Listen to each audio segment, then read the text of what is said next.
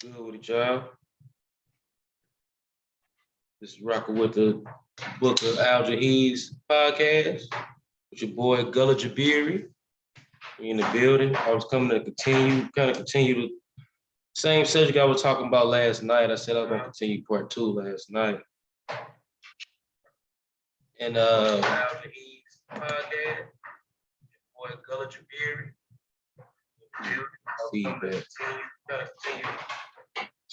I was talking about last night. I said I was gonna there we go. But yeah, I wanted to continue what I was talking about last night. Got kind of late. Got finished late now. It's 12 o'clock where I'm at Central Time. Probably 1 o'clock for others Eastern or whatever, but I'm still gonna get it in. I still have some sources I wanted to show about, the colloquial term monkey and how it will fit in the cladistic sense. Now like I said last time, you could take the term monkey out the equation. You don't have to fit into a scientific cladistic setting. But if you do want to use that, you'll have to consider humans monkeys in that sense. And there's truly no way around it.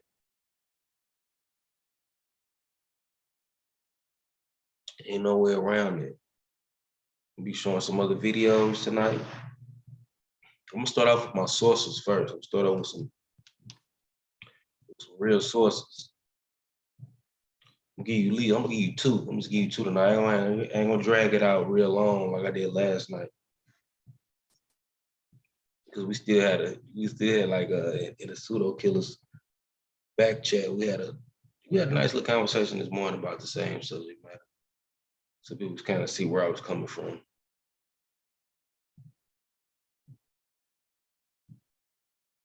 You'll see even more tonight. I'm gonna finish it. I'm gonna get it in. We're here for some more of the expert, Erica Matthews, what you call her. Her name is Gut on YouTube and Reddit. She go by Gut Sick Simian.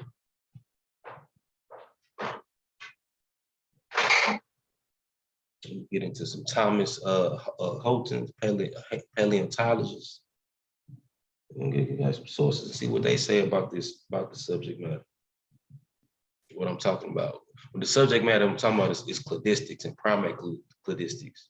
And where do certain clades and certain orders and certain families fall into?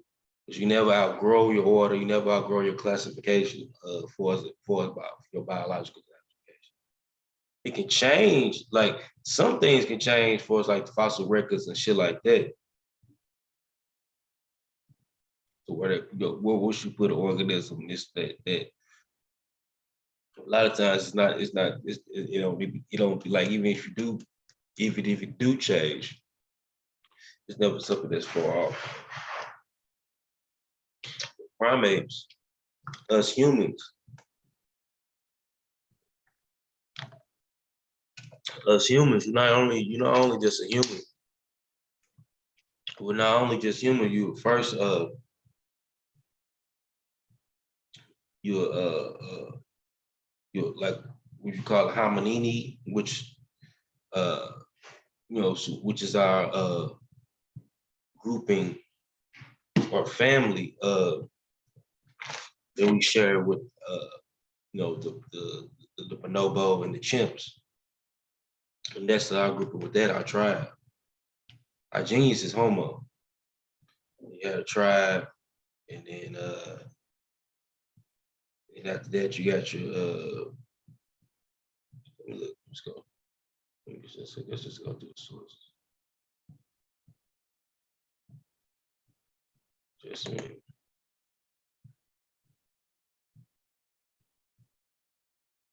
I want to send a link out in the chat just in case anybody want to get on. It don't matter.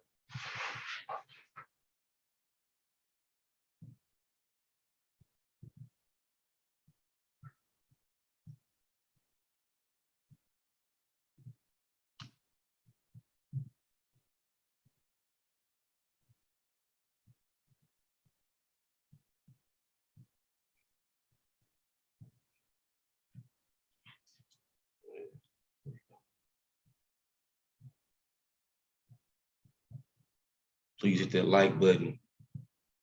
Even if you catch the recording of this, hit that like button, subscribe to the channel.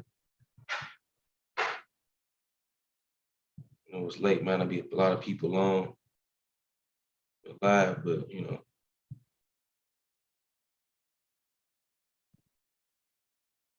Hit that button, hit that like button, hit that subscribe button. All right, now,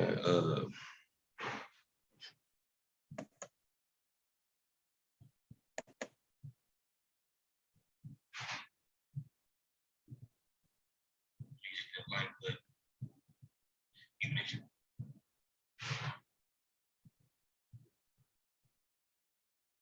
get feedback from my phone and shit, my bad, y'all. Hold on. Okay. Here we go.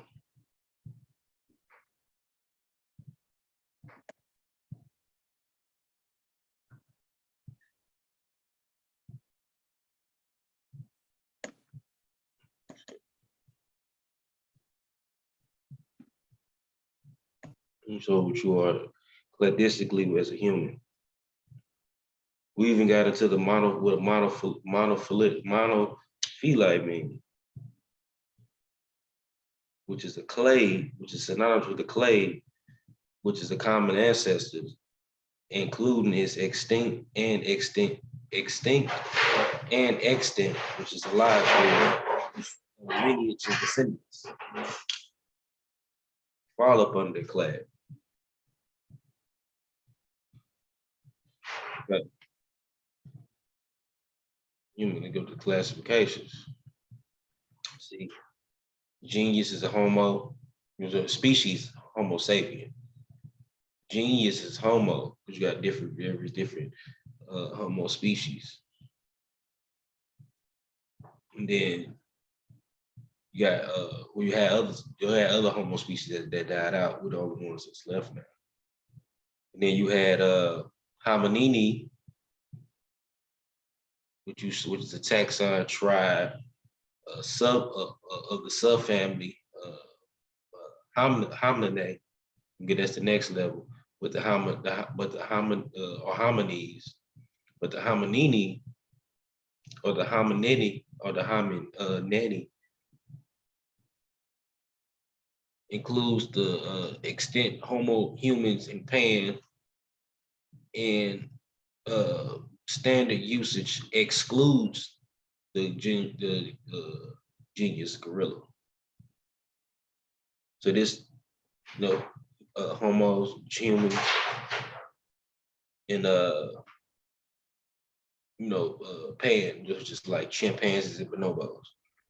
Here, hominini, and also too, you have extinct lineages within this too that's not alive today.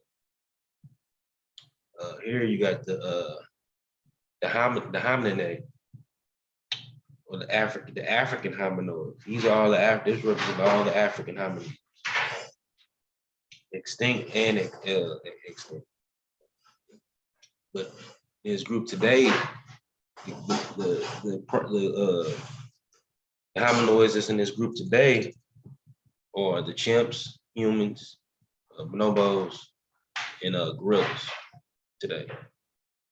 You had other ones that was alive a long time ago that went extinct.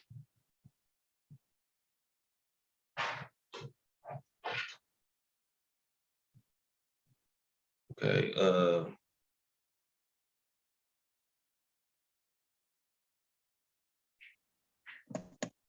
They went extinct. Let me show the screen real quick.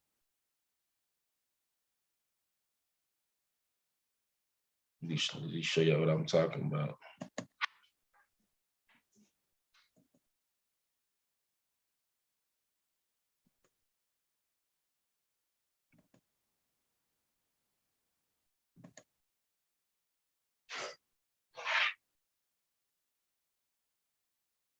Okay.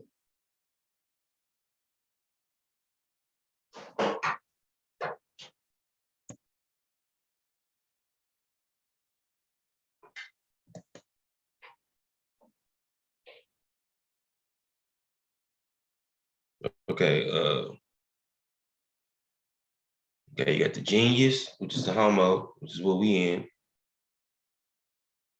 And you got the you know what I'm saying, that, which is us. And you got the homininae, which is humans, chimps, bonobos, and other species that died out. Part of this tribe, this is a tribe. You got the subfamily, the homininae, the African, which is the African apes or the African hominids.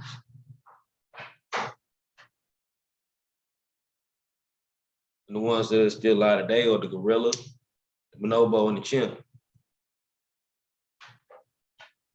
Here, we fall under hominidae, or just hominids, or hominoids. So either one. This just represents what we call all apes. And all apes comes out of a branch of semimorphs or simians, anthropoids, higher primates. So where the higher primates start, what people colloquially would call a monkey. I say you don't got to use the term. You don't got to call them. You don't got to call our fellow simian cousins monkeys. You don't have to call them that. You just call them non-hominoid simians.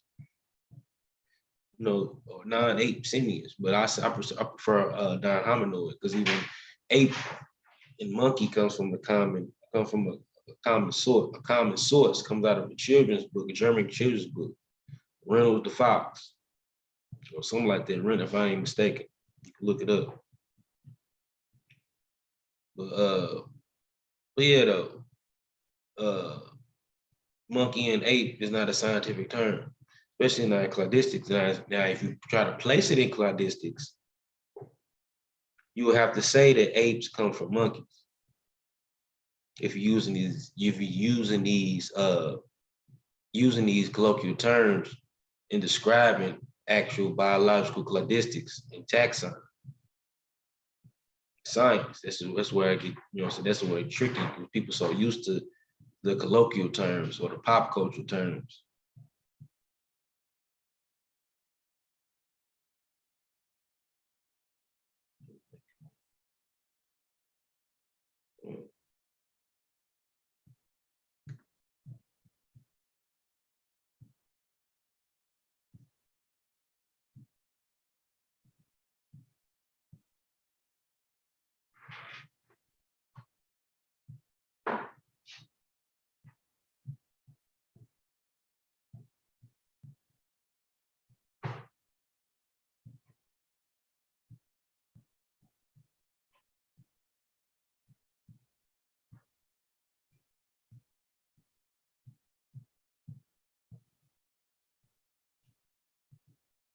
See, there we go.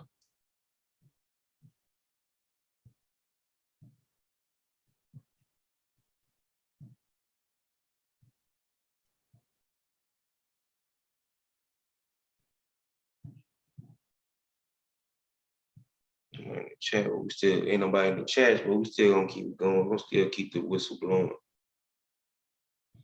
Still keep this train going. Ain't nobody gonna miss nothing. But yeah, you got the semimorphs, simians, and the simians come out of the haplorhines,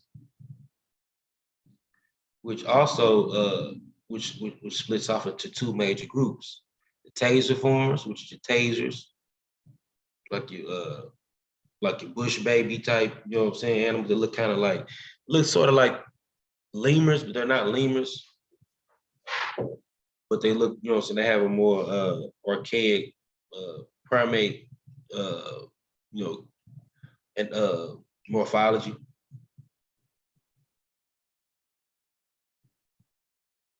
But the haplorhines or the taser form and the simian forms come out of the haplorhines. You got primates. Never stop being a primate. Mammalia. Never stop being a mammal. And then you got here, you got Cordata, it's the phylum. Yeah, kingdom is of course the animal kingdom. You know, humans or animals, we're all part of the animal kingdom.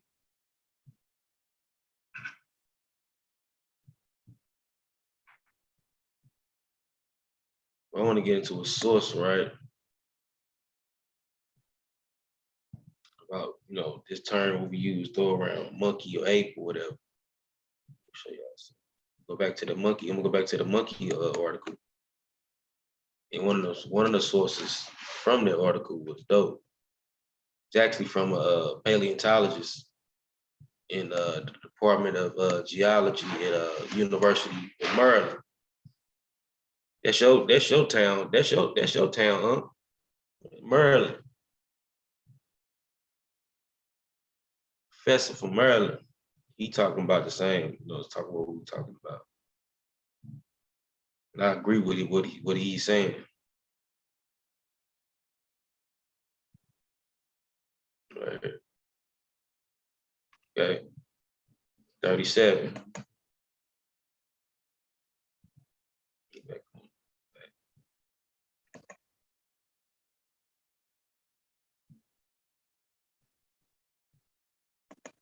Okay. Thomas or Holtz. Let me show y'all too. See,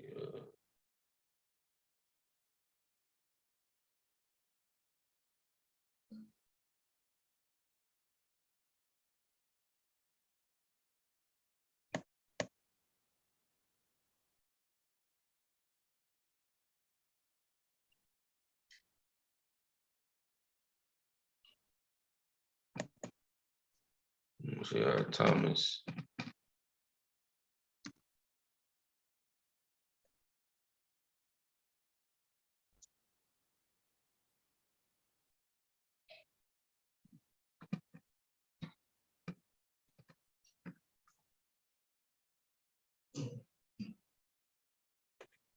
Thomas or Holtz.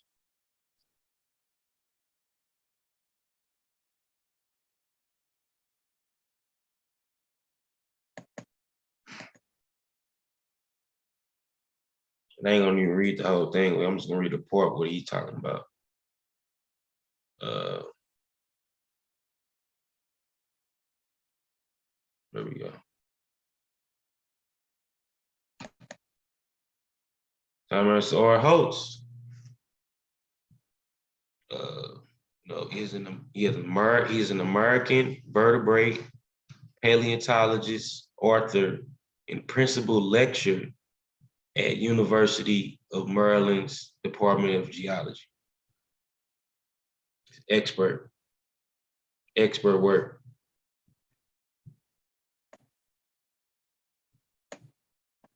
American vertebrate paleontologist and author and principal lecturer of University of Maryland's Department of Geology. Listen, right. Thomas R. Holtz Jr. Look him up. This one from discuss. It's where this actually comes from the University of Maryland website. It's a dagger right here. It's a checkmate. It's real good checkmate right here. People say source up or blah blah blah. This ain't the blog right here. This the college site. See what he say right here.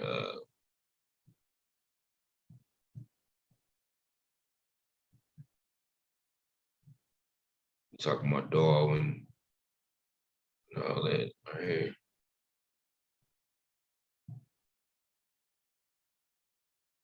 A big question. Big question. Where and what did humans evolve? What were proto-humans like?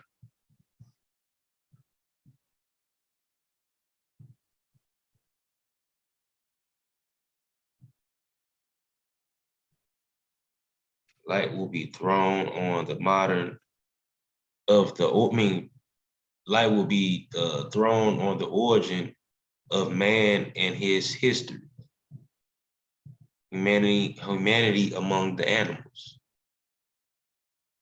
Traditional cultures and a far number of modern people do not consider humans to be animals, but in fact, we are indeed part of metazoa, which is animals, the animal kingdom. That's our kingdom, metazoa.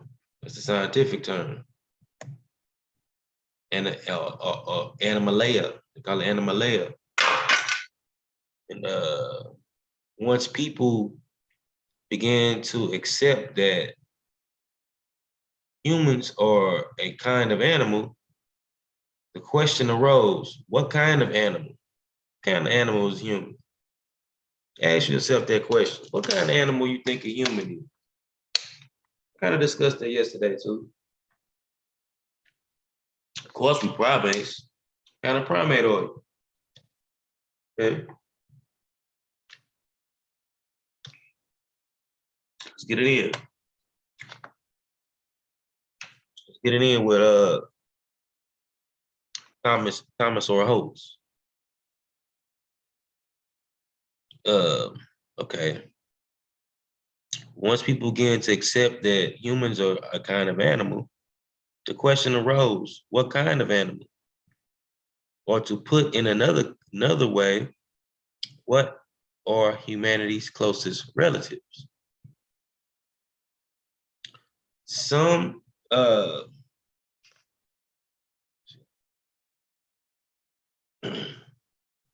some traits of Homo sapiens are widely shared with other species. Warm-bloodedness or skeleton, multicellularly or DNA. Others share only, some share only with our closest living kin. Still others are unique to us among living animals, but we inherit them from our new extinct ancestors and kind. And finally, some traits are unique to Homo sapiens. Others are unique to us among living animals, but we inherit them from our now extinct ancestors and kin. And finally, some traits are unique to Homo sapiens. You heard it say you're gonna have to go down through the bullets. We are mammals. These the classification. We are mammals, have fire, give milk, the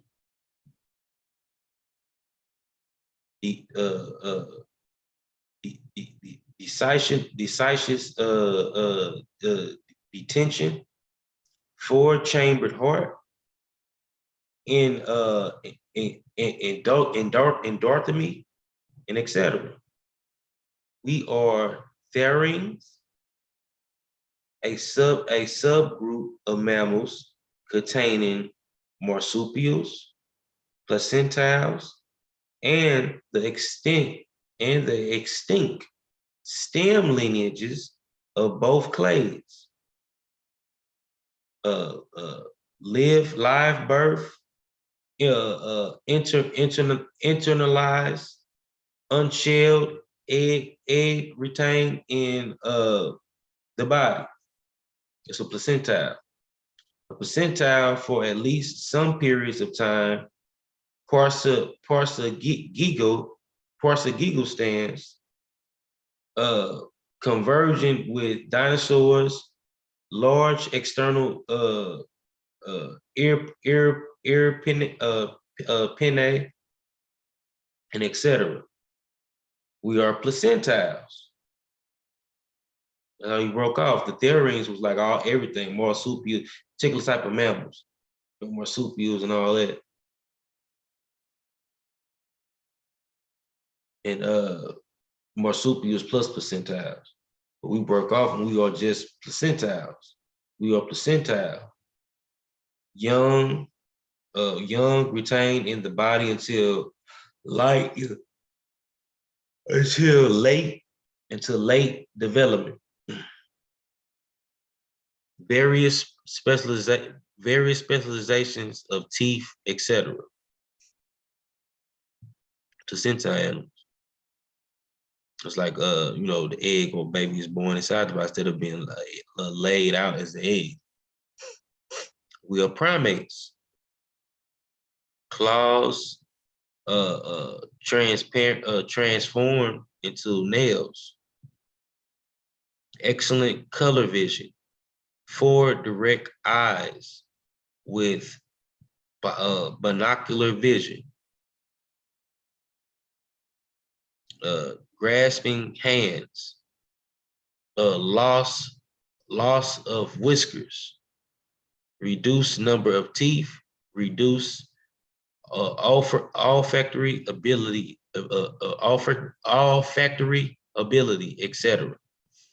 Primates are a highly diverse group, including such forms of lemurs, lorises, tasers, platyrrhines, quote unquote, New World monkeys, cerapitozoids, quote unquote, Old World monkeys, apes, which is the hominids, and humans among living forms.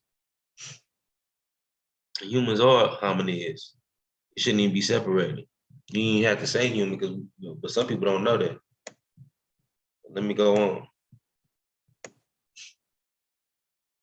A common statement from people, even well-meaning people who support evolution, is, okay, so humans are related to monkeys and apes, but we are not descended from the monkeys, we are not descended from monkeys and apes, right? It's just that we share a common ancestor with monkeys and apes, right? Wrong. In fact, quote unquote, monkey and apes, in fact, quote unquote, monkeys and apes are paraphyletic series. Old world monkeys are more closely related to apes and humans than they are to New World monkeys. The Old World monkeys, the cerapitozoids, are more closely related to apes and humans than they are to New World monkeys. He could have just said apes or hominids. He had to say apes and humans because humans are apes. But he right though. He on point.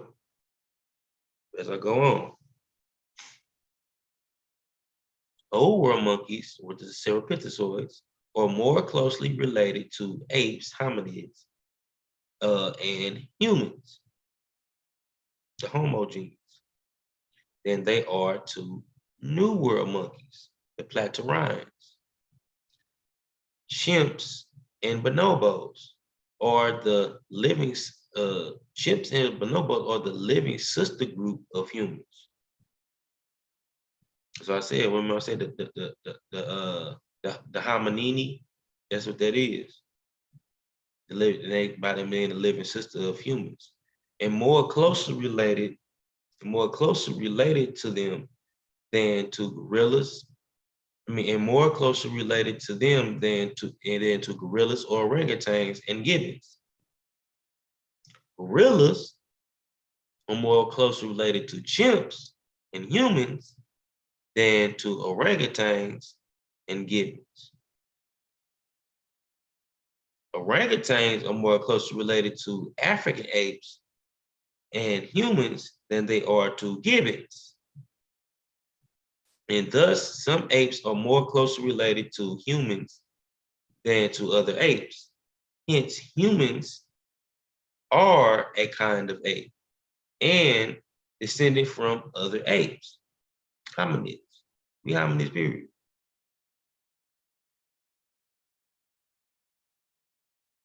the ancestor of humans and chimps, of humans and gorillas, and hold on, let me go back.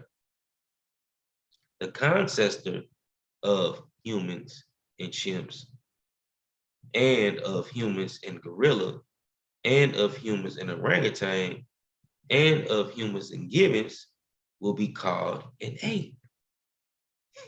If we were to see it, I mean, we call it ape if we were to see it. We call it ape if you see it. I say hominid, but then you call it ape if you see it on a colloquial term. Let's get in. Similarly, the ancestor of New World monkeys and of humans and apes would be a monkey. And of Old World monkeys and of humans and apes would be a monkey. You see that? Checkmate. Checkmate. Remember the little screenshots in the back track y'all showed before not pro consul. Consul was after the split, but the pro Santa, but it was the Egypt Pithecus is part of that. They monkey like.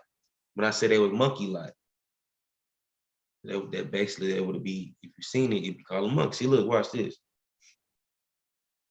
Watch this. And it's a similarly the ancestor of New World monkeys and of humans and apes would be a monkey. That's the common ancestor of New World monkeys, humans, and apes. That going back that far back. We was talking about them. We was talking about the EO Simians, which means Don Simians, early Simians. And similarly, the ancestor of the New World monkeys and the humans and apes would be a monkey. And of the Old World monkeys and of humans and apes, that's the common ancestor of the Cerapithozoids and hominids, which makes the Catarrhines, would be a monkey. These would not be any living species of ape or monkey, but would confirm to our understanding of ape or monkey by a reasonable definition.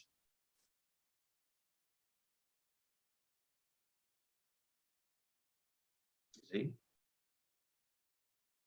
They say these will not be of any living species of ape or monkey, but will confirm to our understanding of quote unquote ape or quote unquote monkey by a reasonable definition. So that's what he's saying, speaking from that standpoint.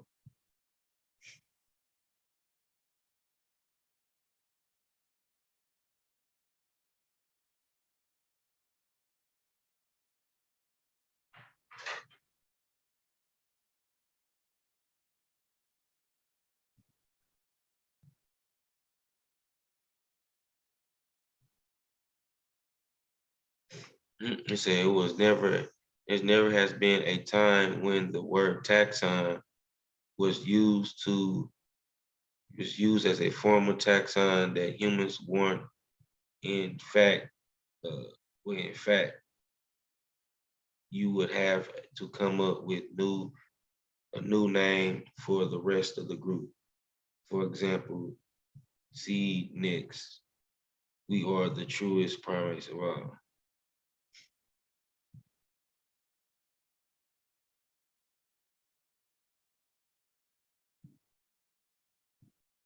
Mm-hmm.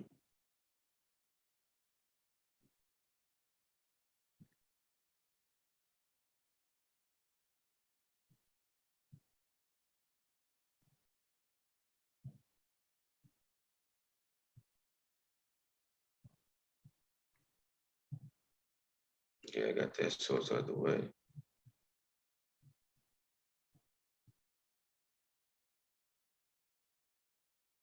This is a good read, though, if y'all ever try to get this read. Showing the maps, the charts, and all that.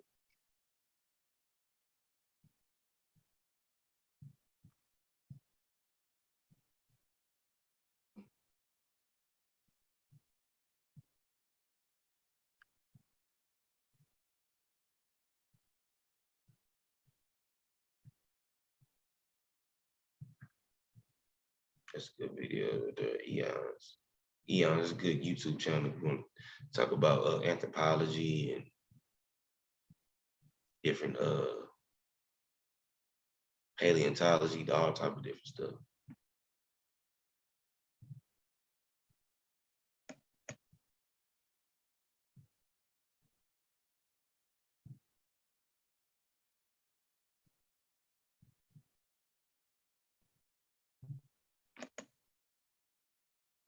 I want to show this article right here.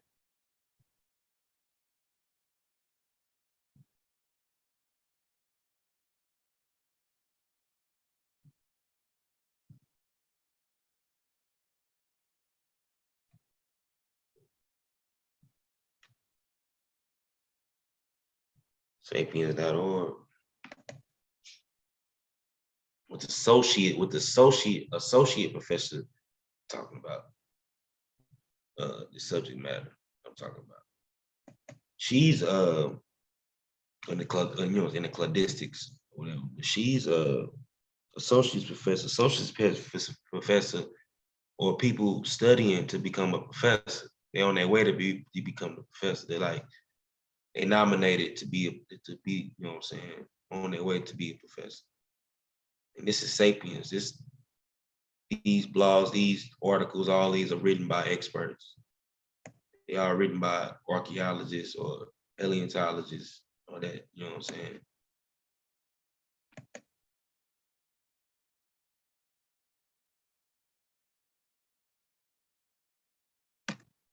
Here we go.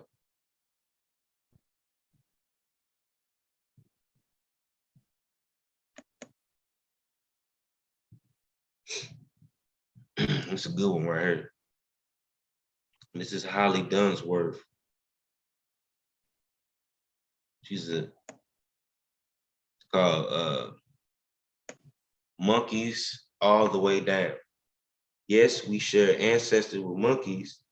We share ancestors with every living thing, but also, to be clear, we did evolve from monkeys, from a colloquial perspective. Want to get, you know what I'm saying, because it only can fit into Simian. This is Holly Dunsworth. She's an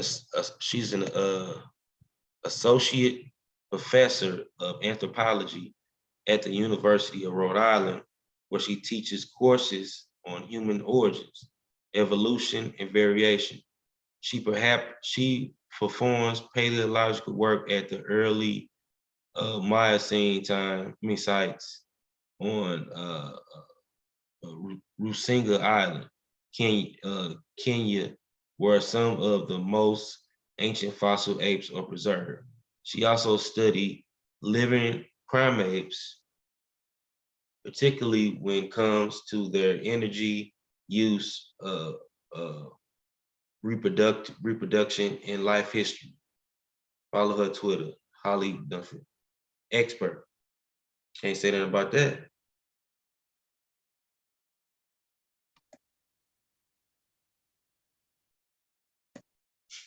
Right here say,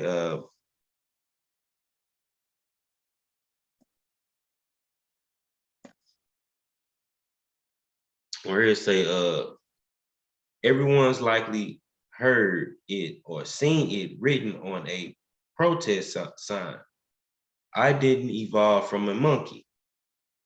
It's a well-worn reframe of those who resist evolutionary perspective. Do you resist that? I don't think, I'm just playing. I know you don't resist, but I know you talked earlier, but you know, you can't deny that You know what I'm saying? From a colloquial standpoint, if you're using this terms and monkeys talking about science, if it's scientific, if it's a scientific conversation. So by using, if we was using the colloquials, everyone's likely heard it or seen it written on a protest sign. I didn't evolve from a monkey. It's a well-worn refrain of those who resist evolutionary perspective. Hear that said? He didn't evolve from monkeys. I mean, we didn't evolve from monkeys. We share ancestors with them. However, this talking point isn't entirely honest. You gotta stop saying it like that. It's not honest, not entirely honest.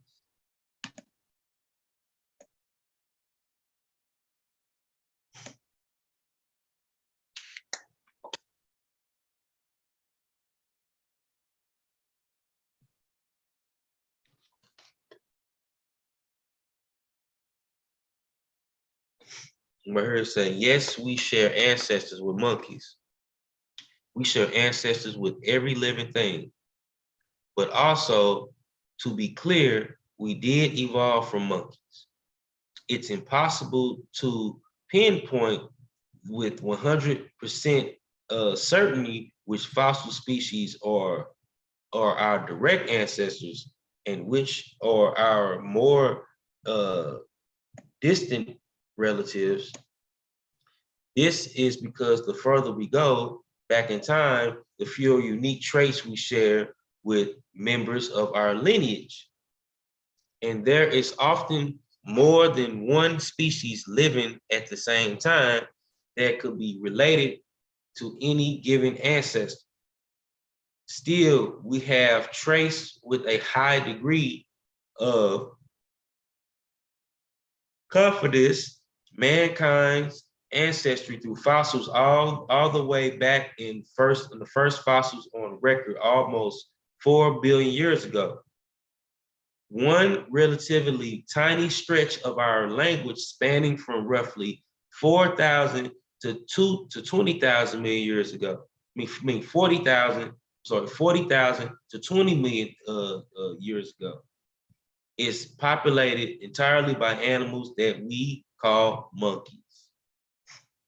Colloquially, can't deny it.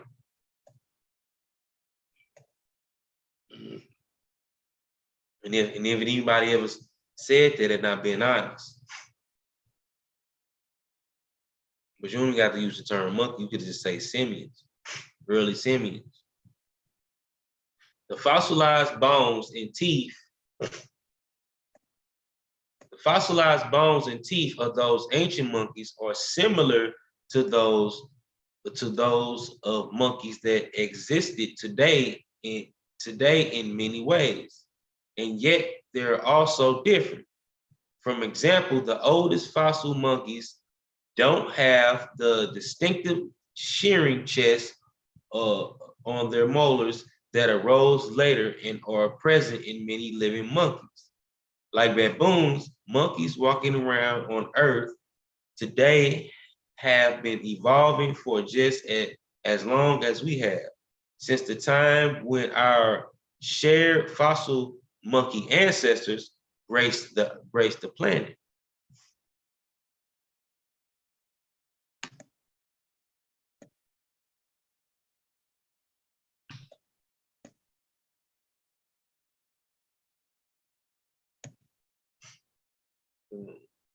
Hold on real quick.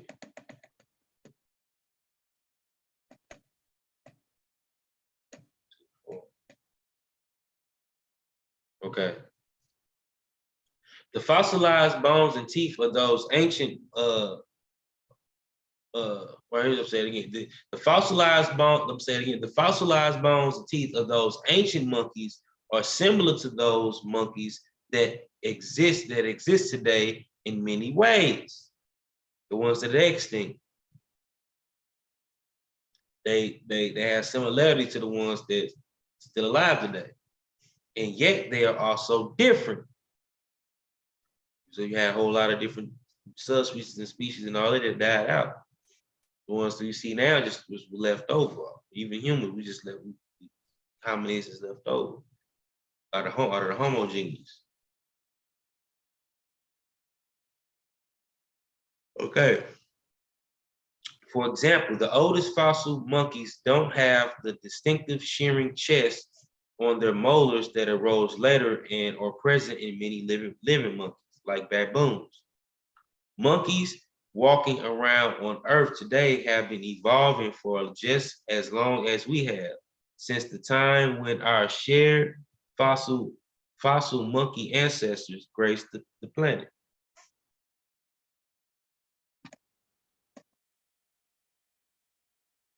This the new shit. This the new shit. That's how they doing it. The new type of class. This how they putting the classistics together now in a monophyletic style.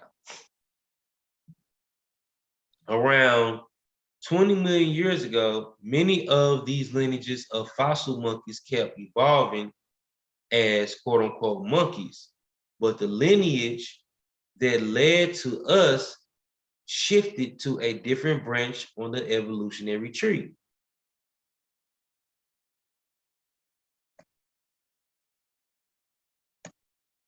It shifted to a different branch on the evolutionary tree, which we have decided to call quote unquote apes.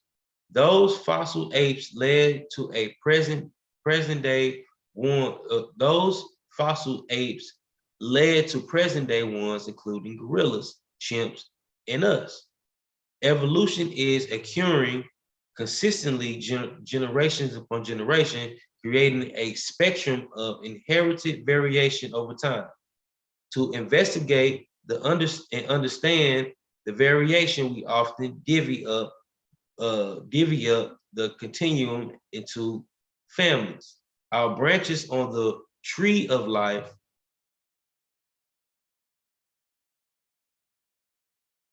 and I read that wrong. Hold on, let me go back.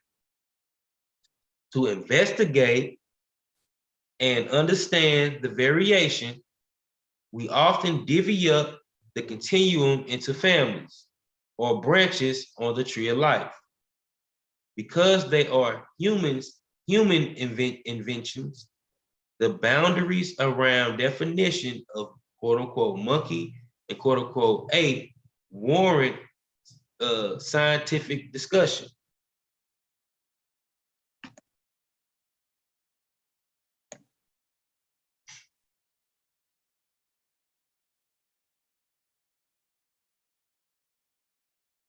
It warrants scientific discussion. The necessary but ultimately arbitrary practice of taxonomy is why biological classification is so often debated. Take, for instance, the argument over whether new fossil finds or newly discovered species or variations of the known ones, or the row over whether we should call ourselves quote unquote apes.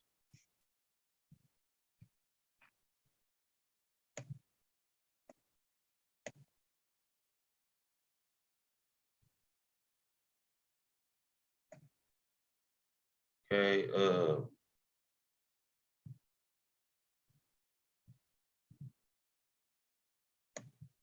let's see. Okay, along with other apes, which include chimpanzees, bonobos, gorillas, and orangutans, we evolved from ancient apes. Like modern day apes and monkeys, we evolved from ancient monkeys.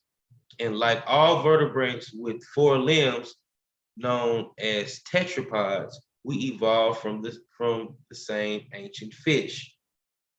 The fish that was on its way to become the tetrapod. That's just any fish. Fish that was in a particular clade.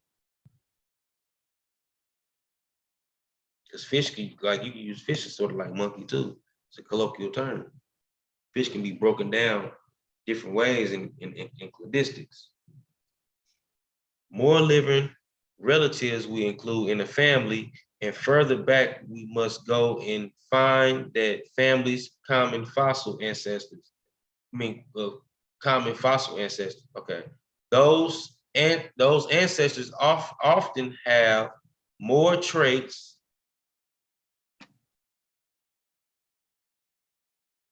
Often have more traits common with some living family members than others. The earliest primates, dating back to over 65 million years ago, resembled lemurs more than they resemble chimpanzees. See, just like the early simians, still had some taser-like or prosimian-like features sometimes. The basal ones, they still have some features they still share with the taser form. And the taser form is more basal out of the haplorhenids anyway. And more, okay, again, look what yeah, 65 million years ago. That's talking about the earliest primate, one of the earliest primate. And they resemble lemurs, but more so than chimpanzees. But of course, they were neither. The earliest tetrapeds resemble fish more than they resemble salamanders, but they're neither.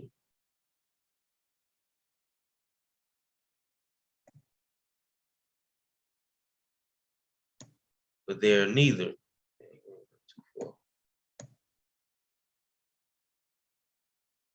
So let's stop pretending that our ancestors weren't monkeys, fishes, and slimy single-celled critters. Tiptoeing around common ancestry with monkeys isn't helpful. Tiptoeing around the common ancestors with monkeys isn't helpful.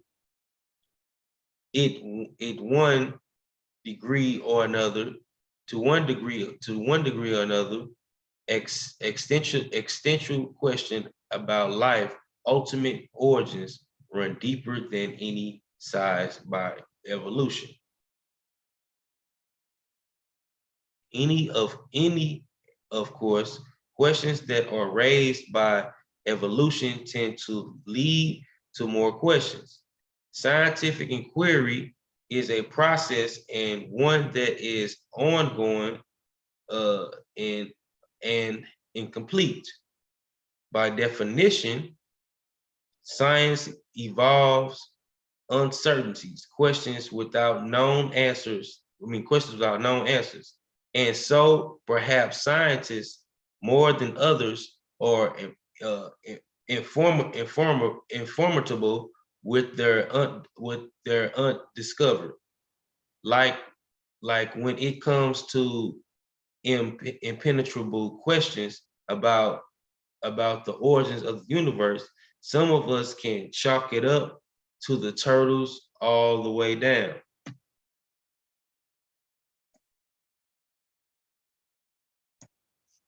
All the way down, and infinite tower of stacked up turtles.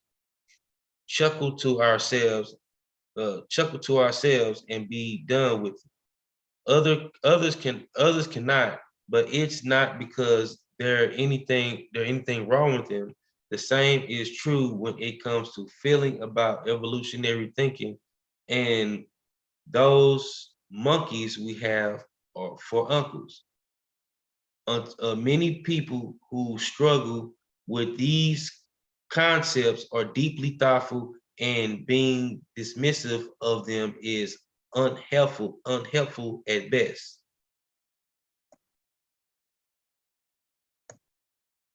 And that's it.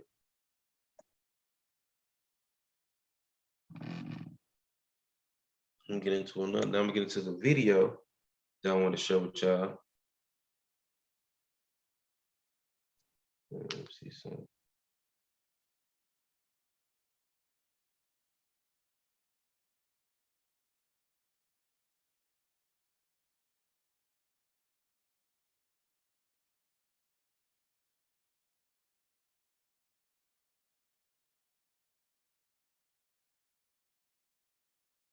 Okay.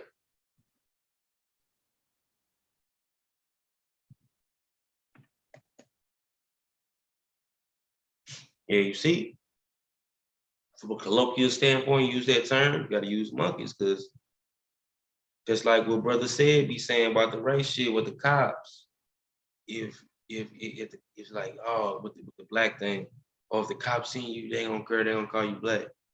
If you seen that creature back in the day, the common ancestor of, the ancestor of all simians, and even the ancestors of simians, even the common ancestor that hominids have with uh, Cerapithecines, which fits into the Catarines. The Catarines themselves, if you've seen them, you would consider them monkeys, the early ones. You already see Catarines now because some of them still alive, but the ones dead, if you see them, you consider them, a lot of them monkeys. Then you consider hominids too later on, as they start diverging to, different groups or whatever.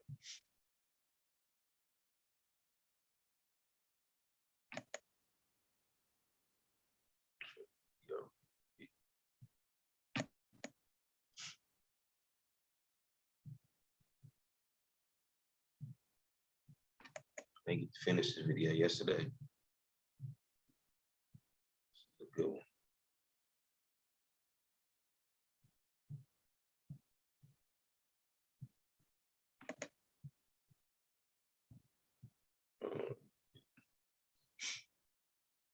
We talked about Thomas R. Hope, what he said earlier.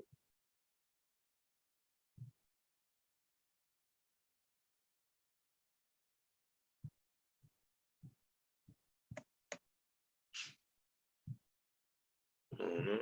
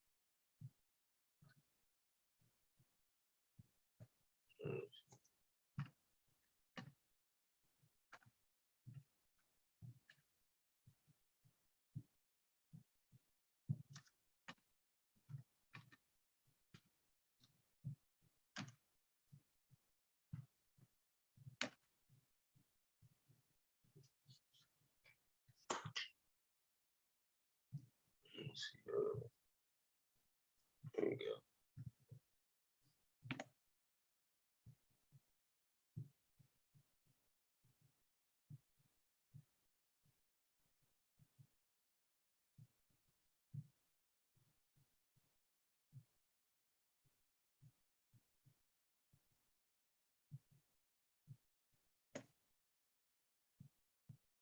See what that video is she made.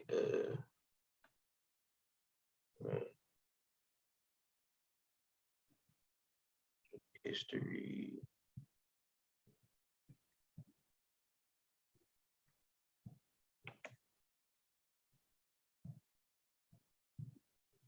There we go.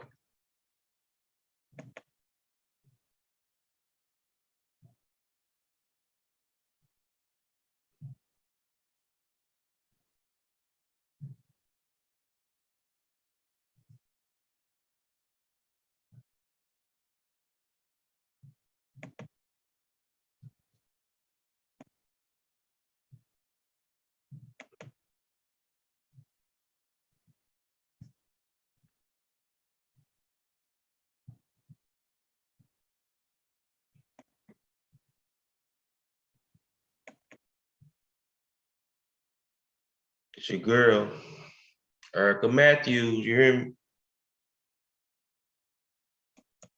Expert.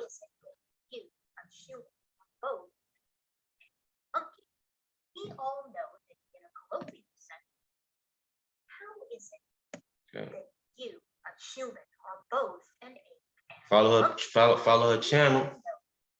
Gus said, "Give me all." I don't want to have her on my show and I want to interview her. are bigger primates without. But in a biological sense, it tricky. So is it biologically wrong to call a human a monkey? Or a chimp a monkey for that matter? This brings to light one of the most misunderstood concepts in biology, that of the nested hierarchy. That's why I was low. I must have had it cut up loud enough yesterday. That's why it probably wasn't that loud yesterday. Should have cut up. Okay, I'm gonna play the other one again.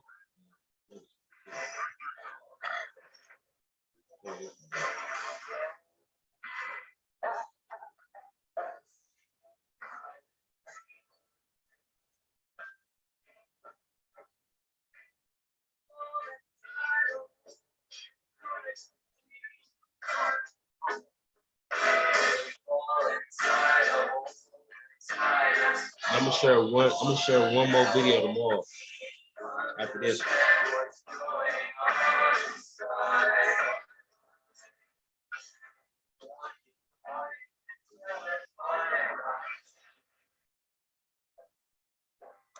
Nested hierarchies refer to the nested nature of categorization that life tends to follow due to evolution. Let's illustrate how a nested hierarchy works using a list of extant or still living organisms. In this group, we have numerous big creatures: paramecium, snail, fish, snake, skunk, baboon, gibbon, and chimp.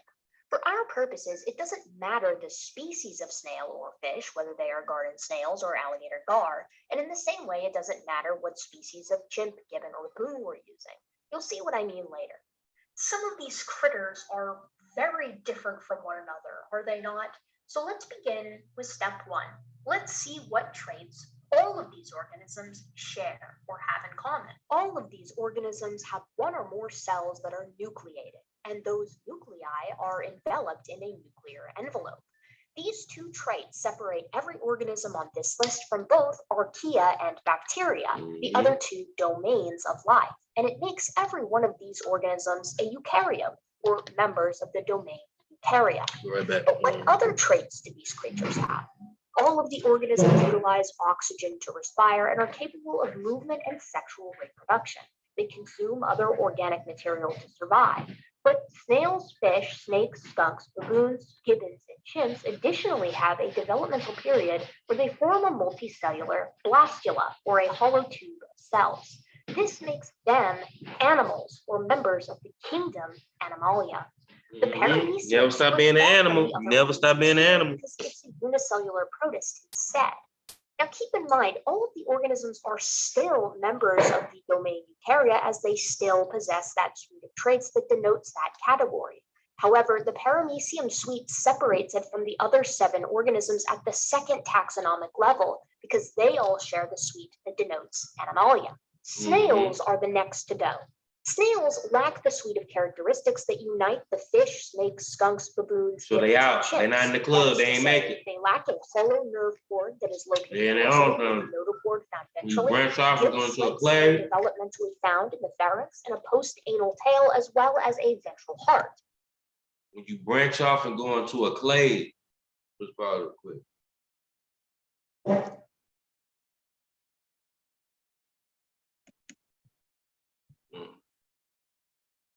Now, when you branch off and go into a clade, that's what you are. You part of that list, your classification. You never go outside of that. Some things are more related to things of other organisms than others because of that clade or that nested hierarchy, or the multiple nested hierarchy, like a Russian doll. This makes all of these organisms chordates, or members of the phylum Chordata. Snails instead belong to the phylum Mollusca. They are united with other mollusks like squid and clams. They all have soft and non-segmented bodies, gill-like structures called pennidia, and 3 unique regions of their bodies. All of the organisms beside the paramecium are still animals, as they still have that suite that denotes Still that animal. kingdom. And all of the organisms, including the paramecium, are still eukaryotes because they all have that suite as well. But while snails are eukaryotic animals and mollusks, fish, snakes, skunks, baboons, gibbons, and chimps are eukaryotic animals and chordates instead. This is starting to feel a bit like a Russian nesting doll, no? That's why it's called a nested hierarchy. At the next level, Yep. class, we see a split that separates our remaining critters into three groups. Some of the animals, the skunk, baboon, gibbon, and chimpanzee, have a large neocortex and a corpus callosum, utilize endothermy, have three auditory ossicles, Just or make ear us, bones, yeah. possess a four-chambered heart with two atria and two ventricles, and also have a dentary squamosal joint.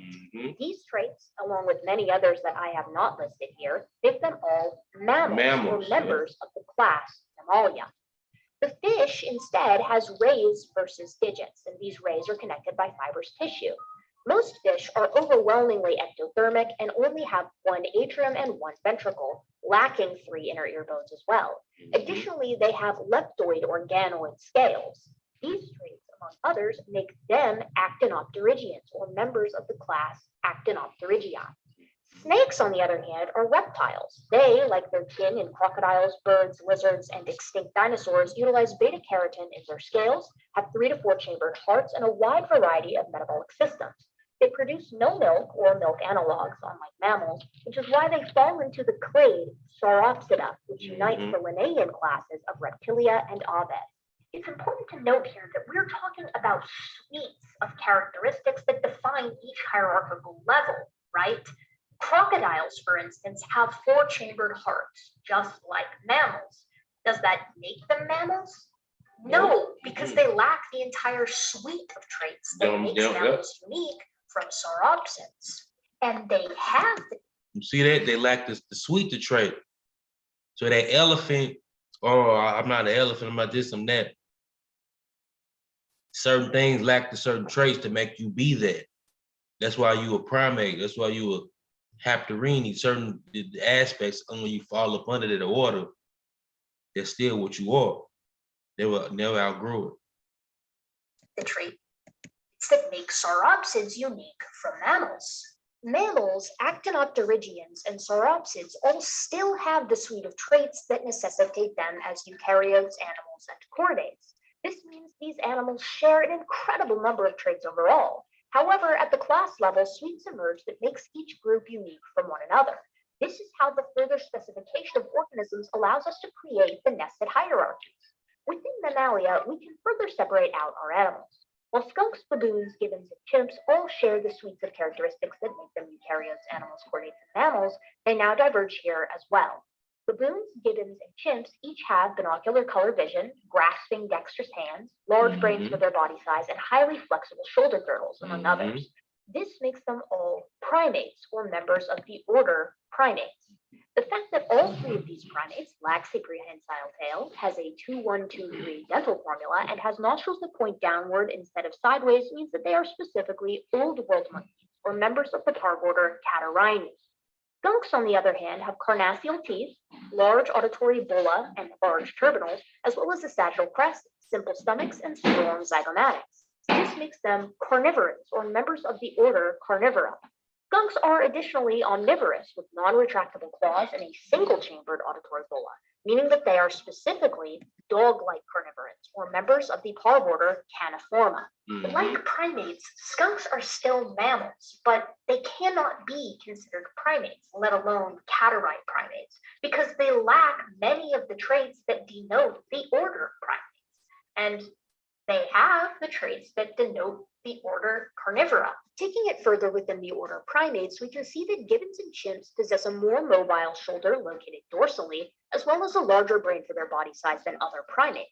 They have a Y5 molar pattern on their third molars and even more reduced caudal vertebra. They have orthogroid posture, allowing for occasional or frequent bipedality, the fusion of the frontal bone of the skull, unique sinuses, and a post-orbital constriction. These traits make gibbons and chimps both apes, or members of the hominoid superfamily.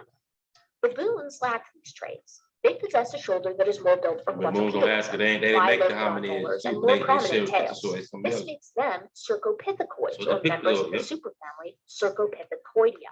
Mhm. Gibbons and chimps, while they share far more with one another than either does with baboons, can be separated out by their sweeps as well. Gibbons have long arms for their body size in order to brachiate at high speeds.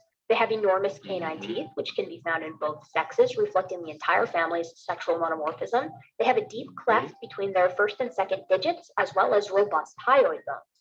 This makes them lesser apes, or members of the family Hylobatidae. Chimps, on the other hand, have enormous brains for their body sizes, longer gestations.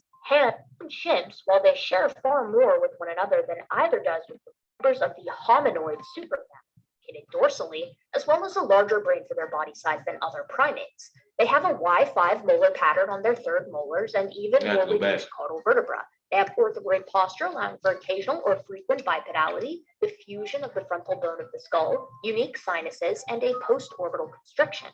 These traits make gibbons and chimps both apes, or members of the hominoid superfamily.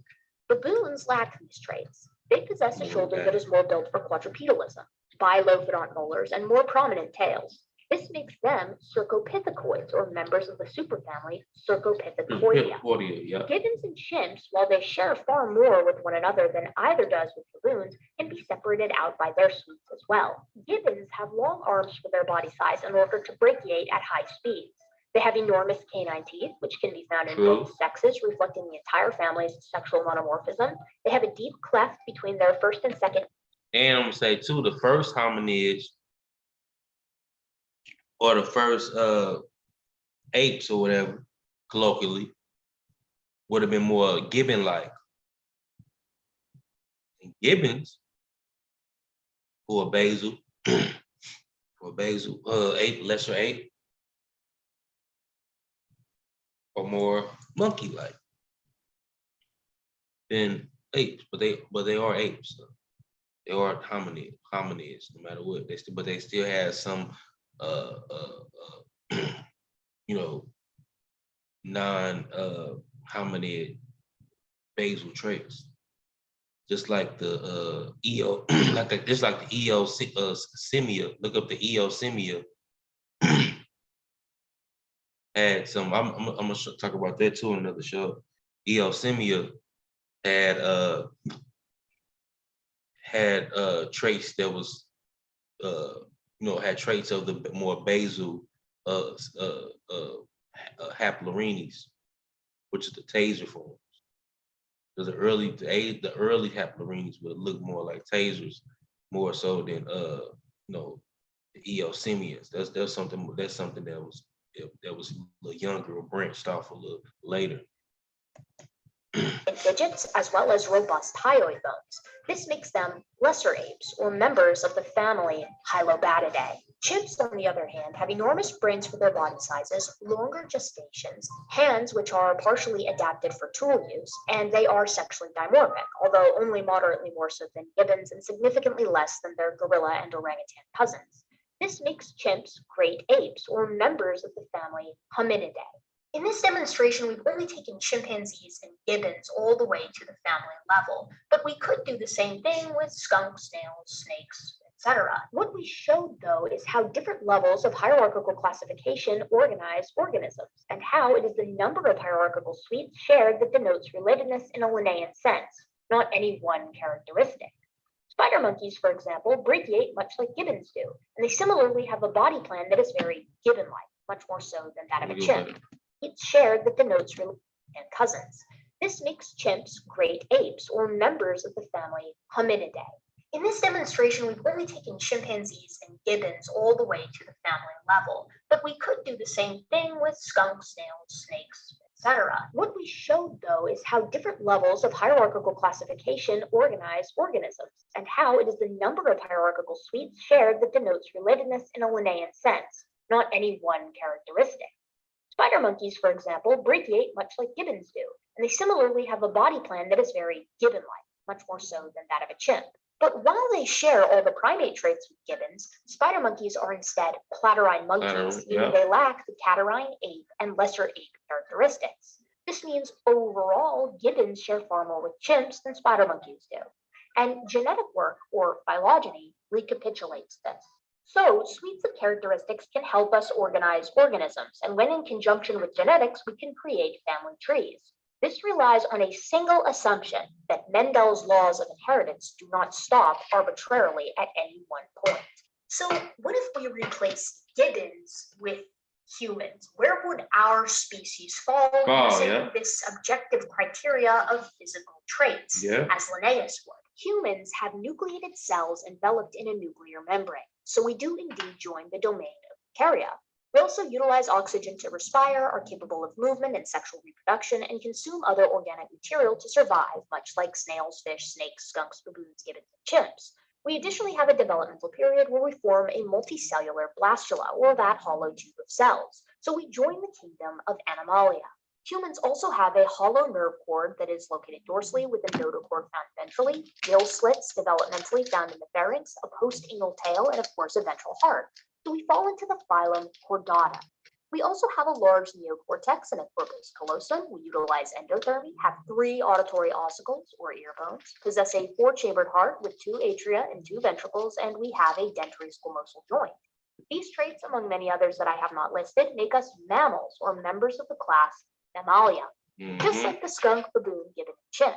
Humans also have binocular color vision, dexterous grasping hands, large brains for our body sizes, and highly flexible shoulder girdles. This makes us primates, or members of the order primates. The fact that we also lack a prehensile tail, have a 2-1-2-3 dental formula, and have nostrils that point downward instead of sideways means that we are specifically old world monkeys, or members of the part order Catarrhinae. Like gibbons and chimps, but unlike baboons, we possess a more mobile shoulder, located more dorsally, as well as a larger brain for body size than other primates. We have a Y5 molar pattern on our third molars, hands, large brains for our body sizes, and highly flexible shoulder girdles. This makes us primates, or members of the order primates. Simians. The fact that we also lack a prehensile tail, have a 2-1-2-3 dental formula, and have nostrils that point downward instead of sideways means that we are specifically old world monkeys, or members of the part order Catarrhinae. Like gibbons and chimps, but unlike baboons, we possess a more mobile shoulder, located more dorsally, as well as a larger brain for our body size than other primates. We have a Y5 molar pattern on our third molars, and even more reduced caudal vertebra, as well as an orthograde posture that allows for bipedality. We have the fusion of the frontal bone of the skull, unique sinuses, and post-orbital constriction. These traits make us, just like gibbons and chimps, apes, or members of the hominoid superfamily. But humans, like other hominids, have enormous brains for our body sizes, even within the superfamily. We have long gestations and hands that are, of course, partially adapted for tool use. We are only slightly sexually dimorphic, less than chimps, but more than gibbons, and we are significantly less dimorphic than our gorilla and orangutan cousins. This makes humans great apes, or members of the family Hominidae. Once again, this is recapitulated by whole genome comparative work, which shows conclusively that humans are most closely related to panids like chimps and bonobos, followed by gorillas, then orangutans, then gibbons, then baboons, and then the rest of the primates in that order. All primates are more closely related to each other than any is to any living carnivoran, rodent, or proboscidean. And all mammals are more closely related to each other than any is to a living bird or snake. All animals are more closely related to each other than any is to a plant or a mushroom, and all eukaryotes are more closely related to each other than any is to a bacteria. This is the nature of the nested hierarchy, and whether we're using morphology or genetics, humans hash out as eukaryotes, animals, chordates, mammals, primates, catarrhines, hominoids, hominids, and Homo sapiens. We are eukaryotic, animalian, chordatan, mammalian, primate, monkey, ape, great apes. And I think that is pretty cool. Pretty cool. We all of it. Humans and monkeys.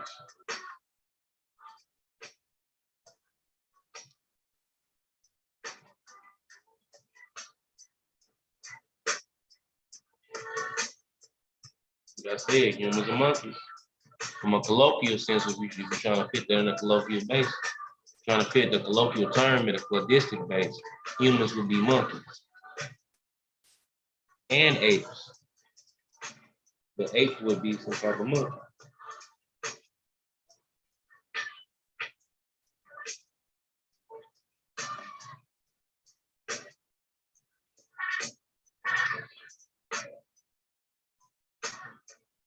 You show one more video. Let's see. Show a little bit of this. I ain't gonna show that whole video. Just show a little bit of this one video real quick.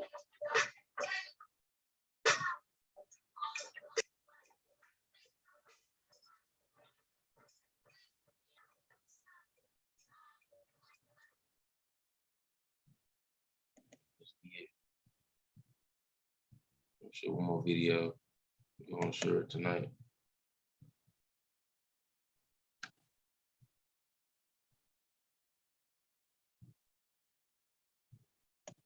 Aaron Raw.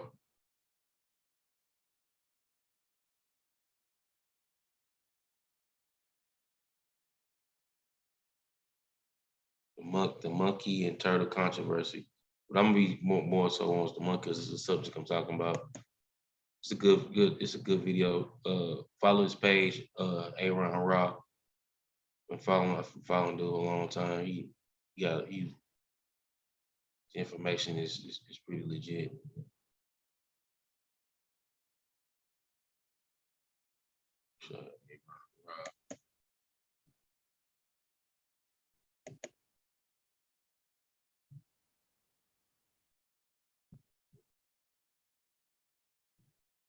Channel right here.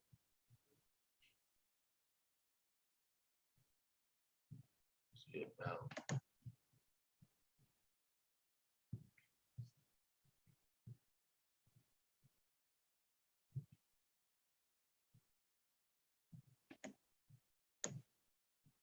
I like it. He really go in the cladistics and the phylogenetic tree. He breaks it all the way down. If you follow his channel, it's real informative. If you like, you know what I'm saying, really evolution and biology enthusiast. Max, I'm going to the video.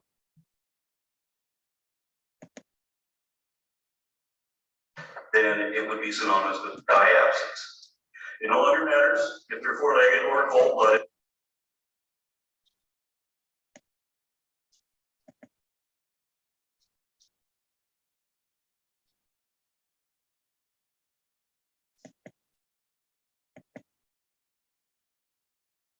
For amnio, because mammals are amnions too, and these groups diverged very early on because it was decided that if we are to give the word reptile a meaning that is consistent with a cladistic evolutionary hierarchy, then it would be synonymous.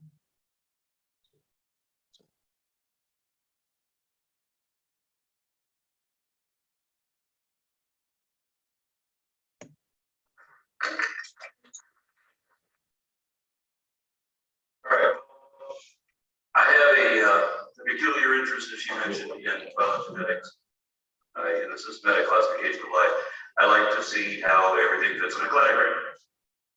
Just as it is important to know what time it is, or what month it is, or whether Columbus was born before or after the fall of the Roman Empire, or it's important to know what states or countries are on your borders in all directions. States most people should know, a lot of people don't. I think it's important to know where we are geographically, chronologically, historically, and phylogenetically. So just as a cartographer wants to prove the accuracy of its maps, I want to chart the phylogenetic tree of life through all its descendant branches. It's interesting discussing phylogeny with creationists, because how do you argue that we didn't come from apes if we're still apes? And likewise, birds are dinosaurs in exactly the same way. The lions are cats, and we are apes, still apes, never stop being apes. All for the same reason. Never stop being apes. He's right. Never stop being apes. We never stop. We still are apes. It might surprise some of you to find out that we are monkeys. Yeah. What's funny about that is that a lot of people don't realize the more educated you are in this, the more wrong that claim seems to be. Scientists who are well versed in this subject, not quite as the way I wanted it to. Scientists who are well versed in this will say that we did not come from monkeys, that we share a common ancestor with monkeys, but that our ancestors were themselves. They'll admit that we are apes, which we used to deny until recently. But we've been taught since childhood that apes are not monkeys. And that only an ignorant person would look at a chimpanzee or a gorilla and call that a monkey. That's what I said myself until recently. The problem is, and yeah, we changed his mind. Chimps are monkeys. Monkeys, as So we are traditionally we. recognize them, are divided If you into call, two if you groups. calling, There's the old dwarf monkeys and the new monkeys. if you calling another simian a monkey, any other simian a monkey, you gotta call humans monkeys too. You gotta call chimps monkeys too, because it's a minor fall out of tree, he gonna break all that down. Are in this, the more wrong that claim seems to be. Scientists who are well versed in this subject. And likewise, birds are dinosaurs in exactly the same way that lions are cats and iguanas are lizards and whales are mammals, and all for the same reason. It might surprise some of you to find out that we are monkeys. And what's funny about that is that a lot of people don't realize that the more educated you are in this, the more wrong that claim seems to be. Scientists who are well versed in this subject, not quite as the way I wanted it to. Scientists who are well versed in this will say that we did not come from monkeys, that we share a common ancestor with monkeys, but that our ancestors were never monkeys themselves. They'll admit that we are apes, which we used to deny until recently. But we've been taught since childhood that apes are not monkeys. And that only an ignorant person would look at a chimpanzee or a gorilla and call that a monkey. That's what I said myself until recently. The problem is, and people who understand this will tell you that monkeys, as we traditionally recognize them, are divided into two groups. There's the old world monkeys and the new world monkeys. The new world monkeys are the ones with the prehensile tails. The old world monkeys have tails that are weak, diminished, or absent altogether. There are a lot of other important distinctions. These are just the most obvious ones.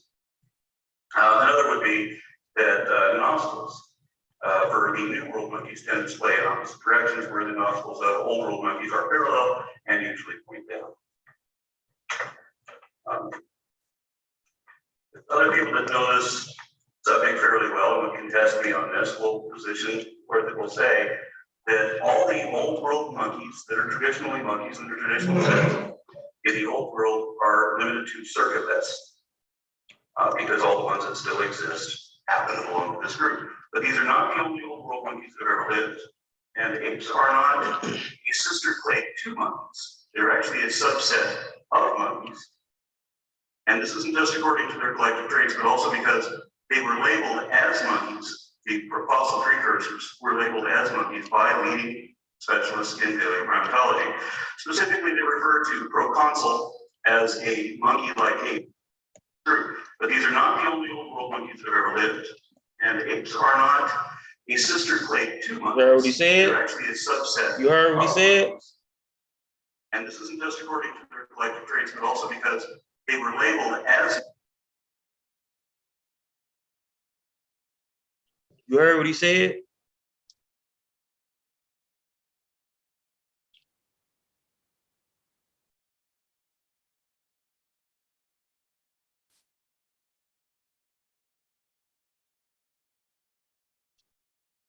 Some shit you just can't get around. Like you said, the Cereopithecus, which is the category we call old world monkeys, wasn't the only branch. Some branches died off. Hominoids are not a sister branch of monkeys. In fact, their sister branch was Cereopithecus, but both apes and Cereopithecus came from monkeys. Or what you would call a monkey colloquially, from a common term. Because they both are catarrhines.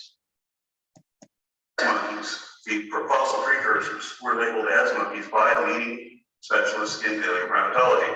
Specifically, they refer to proconsul as a monkey-like ape, and to Australopithecus as an ape-like monkey. So the common ancestor of all Cercopithecoidea and Hominoidea was a old world monkey from a now paraphyletic grouping called as monkeys by leading specialists in paleoprimatology. Specifically, they refer to proconsul as a monkey-like ape, and to Australopithecus as an ape-like monkey. Ape-like monkey. So the common ancestor of all Cercopithecoidea and Hominoidea was a old world monkey from a now paraphyletic grouping called Procliopithecoidea. Now, a polyphyletic taxon is when two lineages, or when the same lineage evolves twice, independently. Independently, yeah. If monkeys were never our ancestors, then monkeys are polyphyletic, meaning both groups of monkeys evolved from a common ancestor that was not a monkey itself. It's like in the old sci-fi movies where you have human beings evolving on different planets unrelated to each other. That doesn't happen in real life. Now, scientists who recognize that and are still determined not to admit that our ancestors were monkeys will sometimes say that the Cercopiths are not monkeys either. I've actually seen cladograms listing New World monkeys and Old World primates. And they do this knowing that we've always recognized the Old World monkeys as monkeys before we even knew the New World monkeys even existed. Yeah, yeah. But, as I say, there's another group, a fossil group, paraphyletic group, that most people are not aware of because it's paraphyletic. That's why it's out. I'll explain that in a moment. And the ancestors of the New World and Old World monkeys collectively are monkeys also, this time from a paraphyletic grouping called Parapithecida.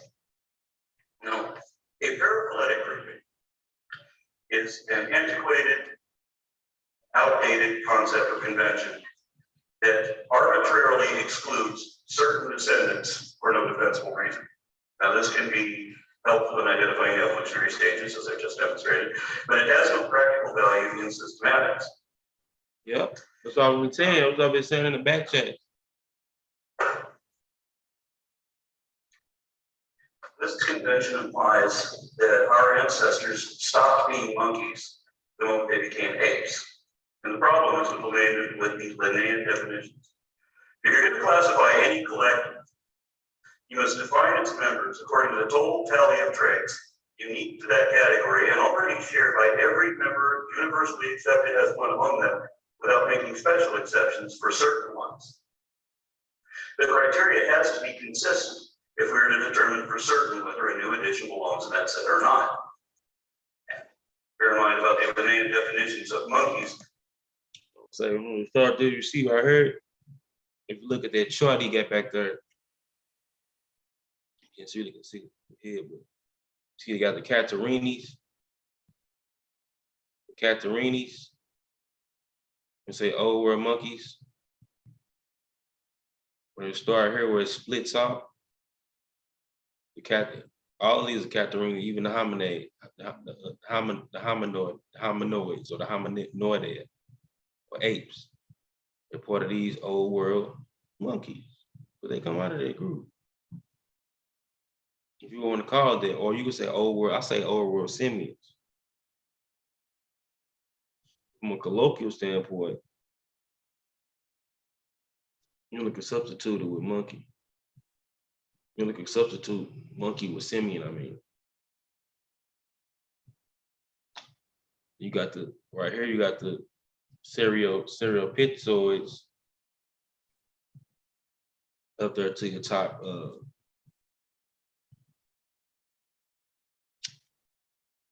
top left up there.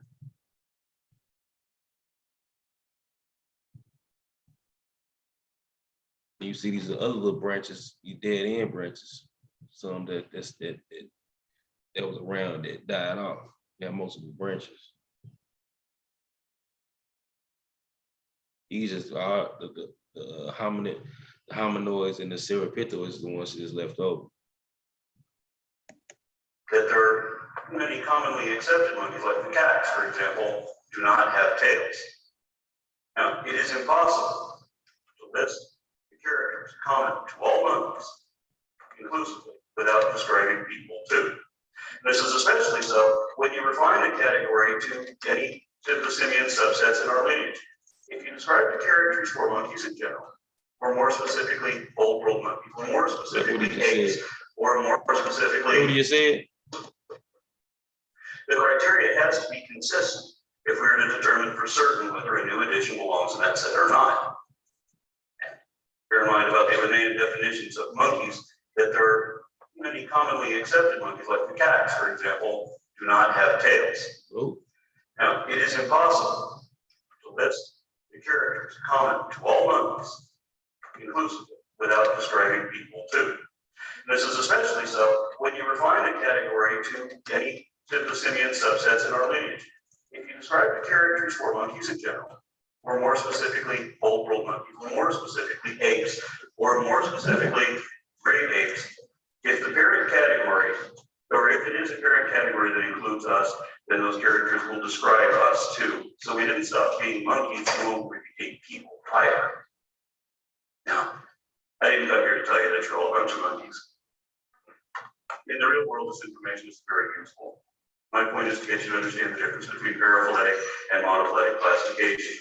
A monophyletic taxon, also known as a clade, is one which includes all its descendants. And it isn't necessarily based on the characters currently expressed. Rather, a monophyletic classification is based on an organism's evident phylogeny. It's based on evolution because of the simple rule that you cannot grow out of your own ancestry. One of the criteria or the part of the human condition Can't grow out your own is that we have ancestry. 2 arms, 2 eyes, 2 legs, above average intelligence, and so on. Can't grow out your own ancestry. For all of these traits, we're still human because your parents were human. You can't grow out of your own ancestry. So if your grandparents were mammals, then your grandchildren will be mammals, even if some of them are born completely hairless. In an evolutionary phylogeny, monophyly is the only system that works because, and this is important, evolution never suggests nor permits that one thing ever turned into another fundamentally different thing, despite what all the creationists want to say about that. Anybody who tells you otherwise is misrepresenting the facts, either through ignorance or malice. Evolution is never more than a change in proportion, be it anatomical or biochemical. Unique mutations may emerge in a single individual, but it doesn't become evolution unless it is inherited by subsequent generations and spread through a network of descendants until those traits become common throughout the population. So that, remember that evolution is defined summarily as descent with inherent modification. So every new species or genus, etc., that ever evolved was just a modified version of whatever its ancestors were, as illustrated here. Exactly, So monophyletics. at every level was just a matter of incremental, superficial changes being slowly compiled atop successive tiers of fundamental similarities, which represent taxonomic clades. The problem with paraphyletic terms is that they're dependent on characters that are currently expressed, and even then, they're neither inclusive nor consistent. Take, for example, the words fish and reptile. These are paraphyletic terms with no application in taxonomy. Mm-hmm. In the old Aristotelian concept, we evolved from fish to become amphibians and then reptiles before we turned into mammals. And this would be true if we used those definitions, but we can't because those definitions don't really work. For example, fish does not have a consistent definition of traits universally applicable to everything accepted as fish.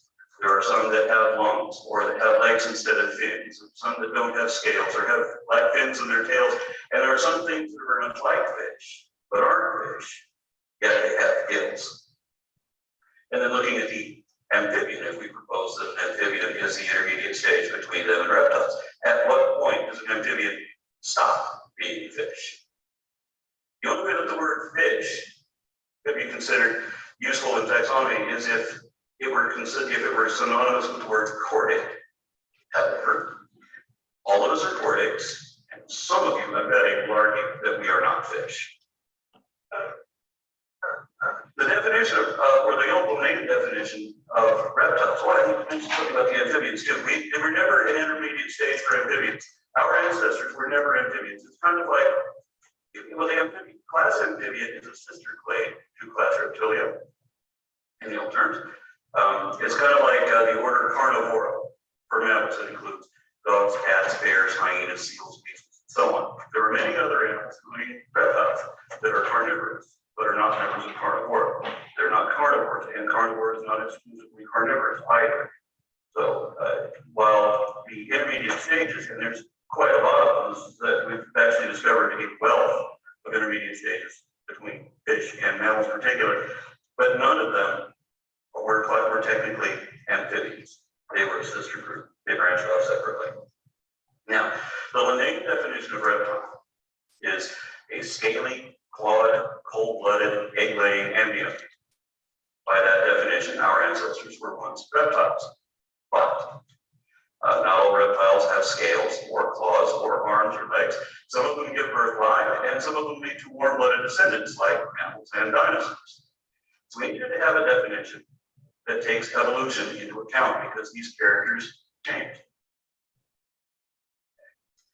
Now, if you're going to adhere to the law of monophyletic hierarchy, then you can't define reptile as a synonym for amniote, because mammals are amniotes too, and these groups diverged very early on. Thus, it was decided that if we are to give the word reptile a meaning that is consistent with a cladistic evolutionary hierarchy, then it would be synonymous with diapsids. It no longer matters if they're four-legged or cold-blooded. The definitive characteristic is the emergence of these two temporal fenestra roles in the skull. One of them closed again in ichthyosaurs and plesiosaurs. Doesn't matter, they're descended from those that had two. And both of them closed later on in some, though not all, birds. Now, if you're having some difficulty visualizing or conceptualizing birds as a subset of reptiles, look at it this way. Sorry, that slide doesn't look at that one. That one works much better. Okay, this on the top left is Termesiolimus. It means an emu mimic, and you can see the rendering without the feathers of what an emu actually has had one of these head. This does not look like a substantial increase in genetic information to me, despite what the creationists say about the transition from dinosaurs to birds. This looks like a drastic reduction of information to me. And we now know that many of the dromaeosaurs had feathers, including Velociraptor. And how does this affect your interpretation of Jurassic Park? But remember also that herpetology is the study of reptiles. In some states actually require that you have a herpetology license in order to keep certain exotic birds. That's just one way to look at it.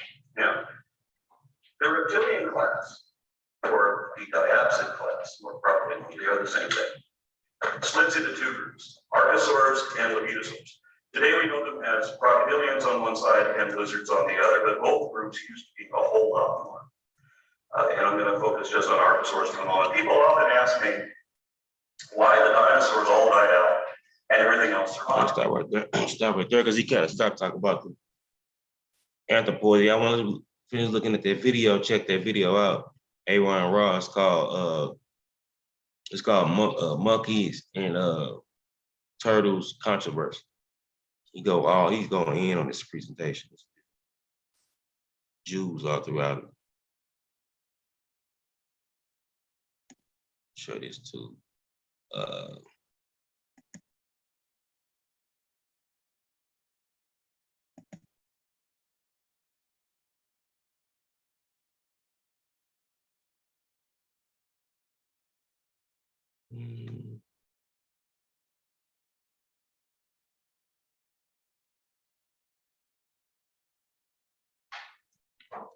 Wow, see.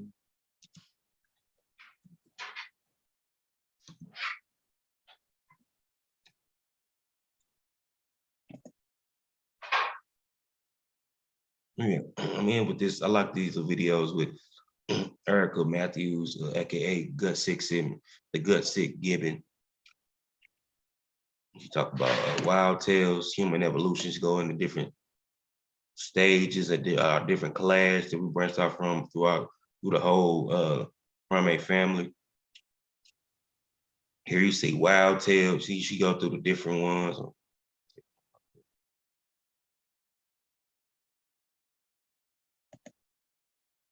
Okay. She go to different ones, wild tales, Adipids, Hominids. On this one is wild tales, human evolution, anthropoid, which is, anthropoid is synonymous with simian. See, you say quote unquote monkeys. Okay. That's what you would from a colloquial standpoint, that you would describe as a monkey. Hominoids are part of that. Here, right here, she go to the late Miocene age. Tall tales when we actually do get hominids. Pretty good little series. But throughout the different all the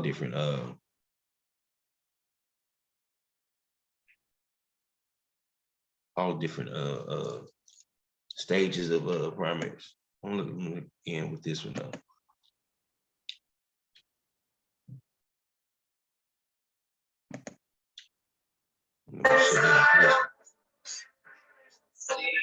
I like to move. Get your popcorn, y'all.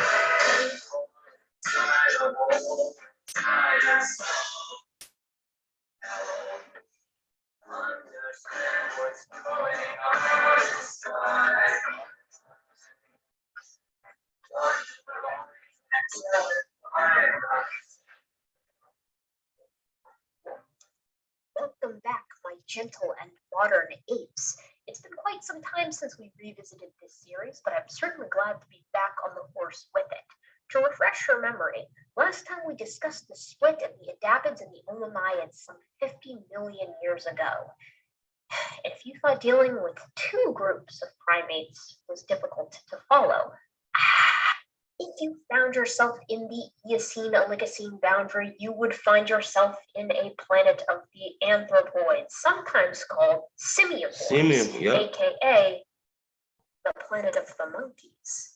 Now, today, it's quite easy to define what an anthropoid is, but this was a little bit more complicated because we're dealing with the transition from these peace to the chat to true anthropoids, true monkeys.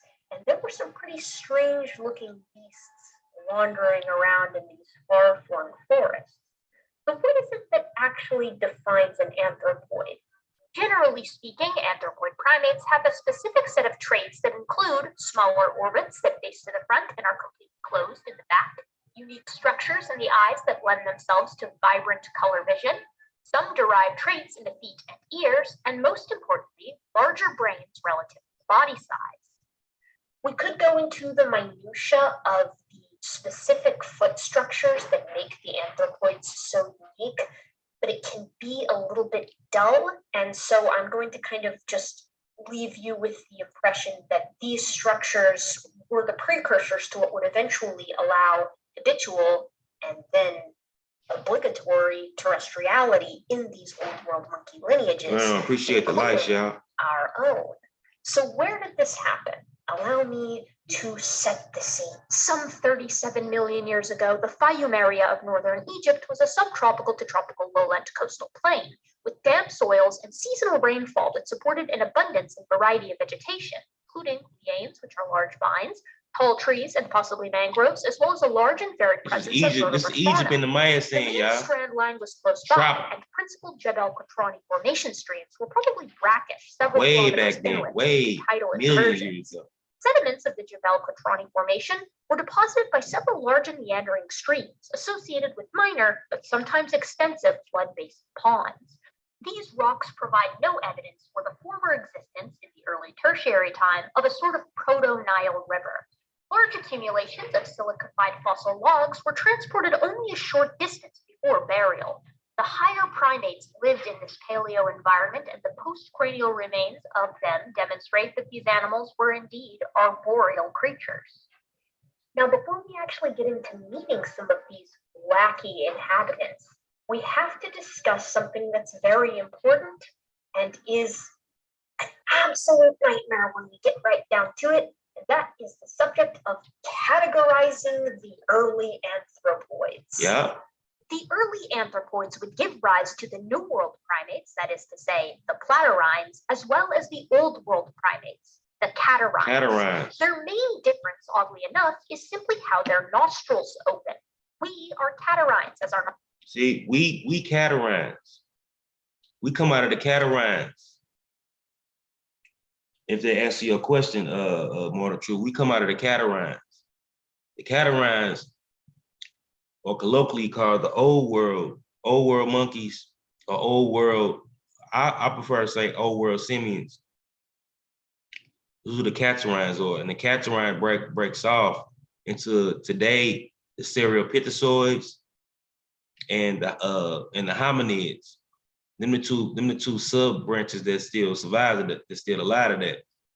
Catarines had multiples, did have multiple branches, but some of them died off. You know what I'm saying? The only two that's left is the catarine, the only two that's left is the cereopithecioids and the hominids, which is apes. Cereopithecioids or living or extant old world monkeys or old world simians that's not hominids, like baboons, mandrills, Caliban. They also call them alternative name for them other than old world. They use the term Afro-Arabian simians, or Afro-Arabian monkeys. But as you see here, the Catarinis, this is how the nose is. That's what makes us a Catarini. This is make you a Catarini because your nostrils faces down. All the Catarinis' nostrils faces down. And then where you see the Platarinis, which is the quote unquote new world monkeys, which is that's a misnomer anyway, because they represent a much basal or much archaic or taxon or morphology of simians. They represent an older morphology of simians, like their structure and all that stuff. They would be considered more archaic. And you see their noses are more side slit. These are the Platarines or the Platarines. Nostrils open downward. Platarines, on the other hand, have not.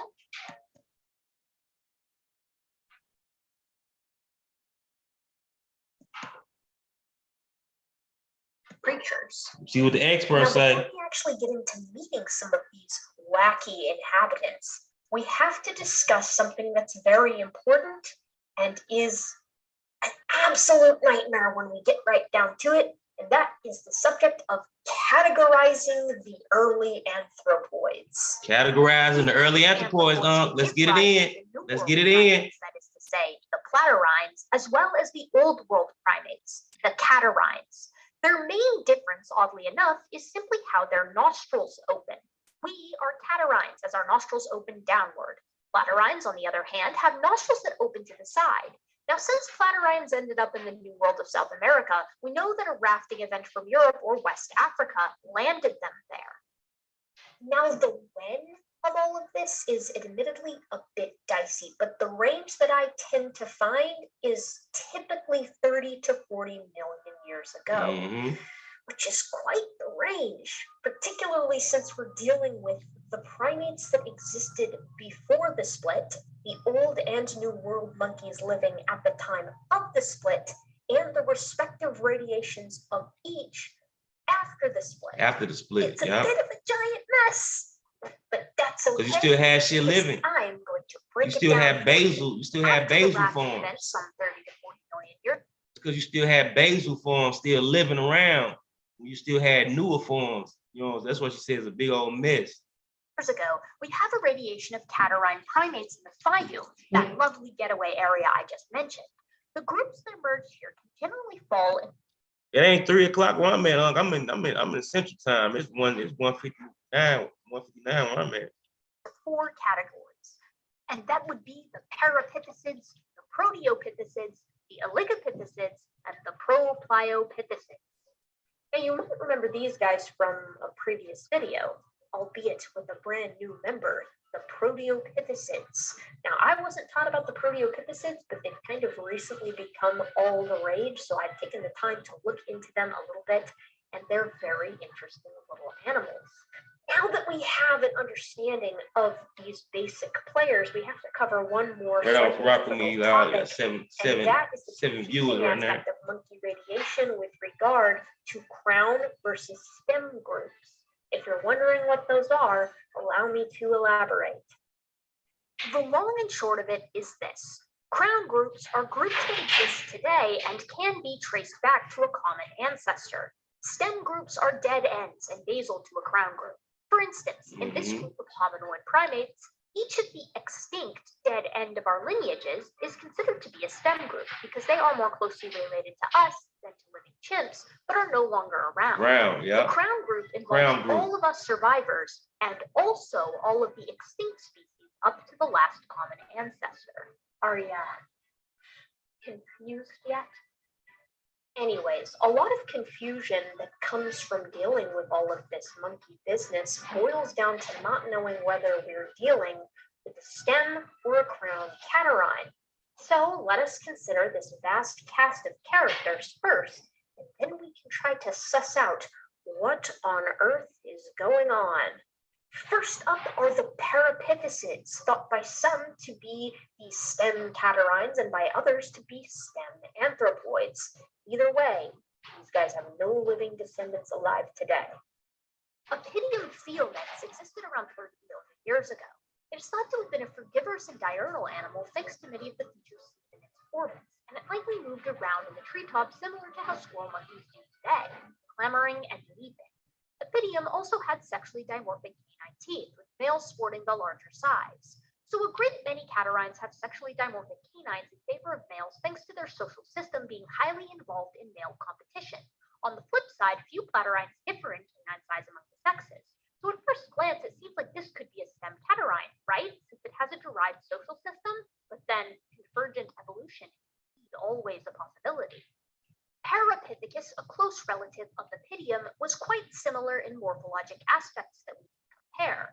We also have one of the best preserved skulls of the Fayum deposit in Parapithecus. It likely had very little sexual dimorphism when compared to Opidium, but still some sex differences nevertheless. Burechia fayumensis, on the other hand, looks very much like a tarsier, although it has the dental characteristics of an primate, like new and old world monkeys. It also lacks any perceivable sexual dimorphism.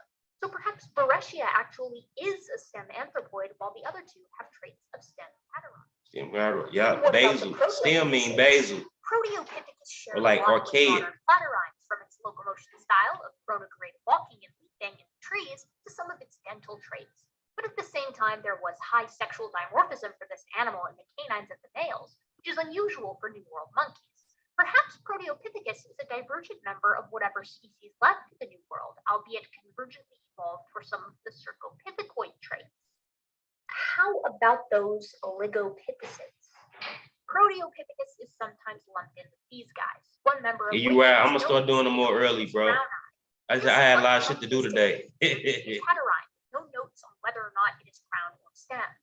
Catopithecus specimens have been claimed to be sexually dimorphic to the degree of many modern cercopithecoids, including the baboons, but some have posited that rather than a male and female specimen of a single sexually dimorphic species, we're dealing with two distinct species entirely. This is possible, but given Catopithecus dimorphic ratios fall in line with modern primates, postcranial material may be needed. Catopithecus also had large olfactory bulbs, a trait seen from endocast in their skulls, meaning it relied heavily on its sense of smell. This is more of a platyrrhine trait, so many have suggested that in conjunction with its catarrhine facial morphology, Catopithecus is actually a very basal catarrhine. This brings into question the higher dimorphism, however. Basal catarrhine is what I'm saying. Catopithecus. What are you? Finally, there is Oligopithecus. They were saying he's so basal, that particular catarrhine was so basal that he still had the other basal simian features, you know what I'm saying, like the platyrrhines. The platyrrhine represented even more basal simian, or quote unquote monkey in a colloquial sense. Savengi, who has the teeth of a marmoset, or New World primate. Final group, Propliopithecids. Will you shed some light? Please. Yes, wait, actually, no. Egyptopithecus zeuxis is the most well known of these guys. It is the one that it said, remember Bobby? It said monkey-like. It is believed by most at present to be a stem catarrhine, but it is likely that our ancestor at this time was probably pretty similar to Egyptopithecus in many respects. There might be data to 38 million years ago and are sexually dimorphic to some degree, with female canines being around 25% shorter on average than those of males. It is thought to have been a frugivore as well, falling in line with most primates at the time. Its dental formula is distinctly catarrhine, but its brain is somewhat small for its size, and it is shown to have had olfactory. You see? Early anthropoid, Egyptopithecus, but it was more monkey-like.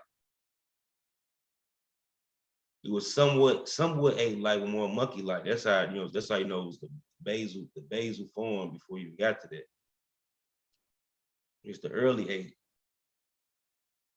You actually have a hominoid.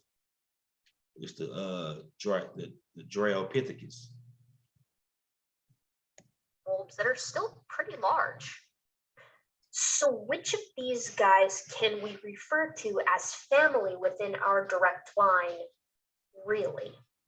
The answer is we have no idea. People used to point to the genus of Egyptopithecus as the prime suspect, but it seems as if this genus has been relegated to STEM duty. We can be certain that one of the monkeys of the Eocene-Oligocene boundary was our kin, however, as shortly after in the Miocene we see the enormous radiation of the apes. So somewhere in that ancient tropical Egypt, our ancestors were picking their way through the lush fruiting trees over the beginnings of the Nile, in their wildest dreams. Could they have imagined what the Oligocene boundary was our kin, however, as shortly after in the Miocene? Look, got all anthropoids. Everything after that, everything after these anthropoids or the simians, forms of simians, this is a nested hierarchy. All of these and its descendants. This and all its descendants. Even Darwinius. So whole nother branch. It's like right before you even get to straight up simians. It's like the basal or the archaic simians. All of these represent Hatterinis. You get the taser or the tasers right here, or they call it pterosodia. The tasers come out of all of these, and the Haplorhini, and these right here you got the Adagodia, all these different Latin words kind of different, but the Adagodia, and these are the most basal before the Haplorhines before you get to the actual simians. A lot of these were still had going to simian, but a lot of them still had basal features. Some of them had features that were similar to the tasers too. They was coming out of the Haplorhines. And this is a nested hierarchy too. Because you never stop being a Haplorhini. All of these are Haplorhines. All of these are primates. See, primates are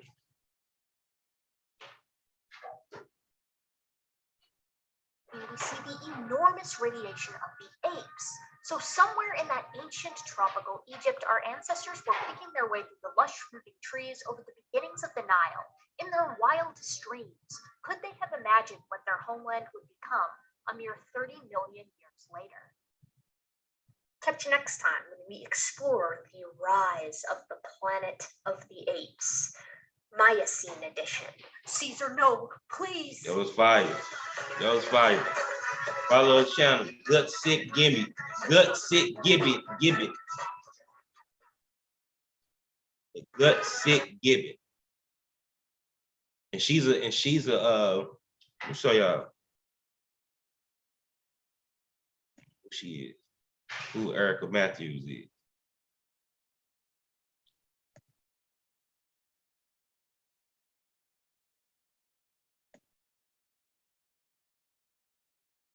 This Gut Sick Giving. This channel was fire if you want to get into this evolution stuff.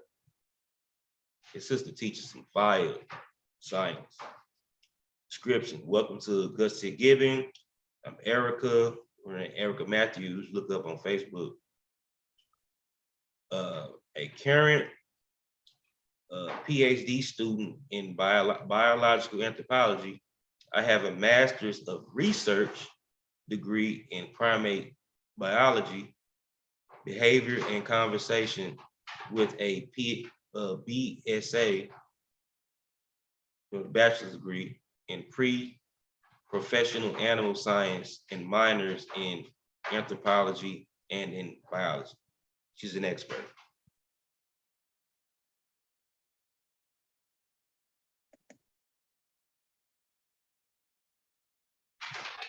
Now I want to end on this. Now I want to show one more thing.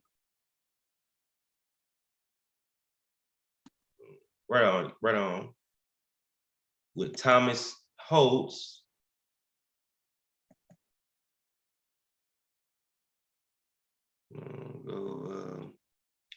Let's go to Wiki.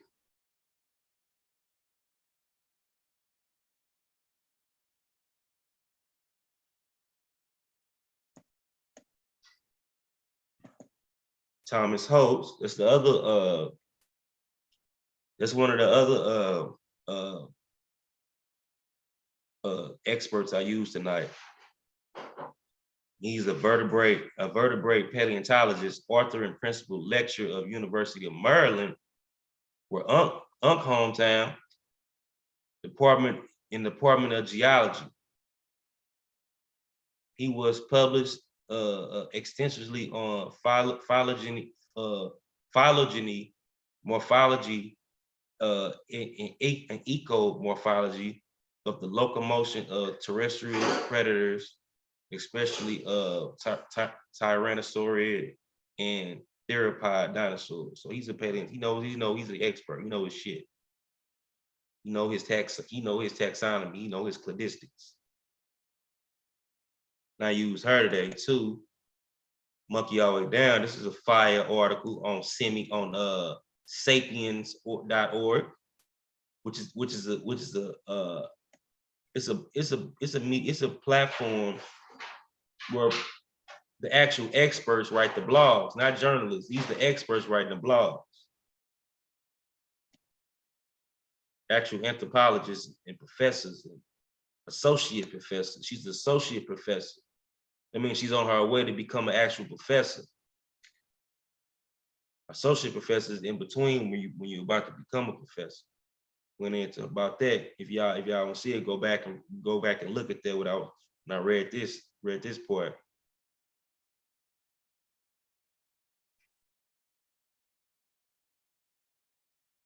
We did evolve from monkeys.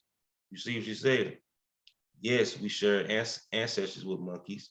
We share ancestors with every living thing. But also, to be clear, we did evolve from monkeys.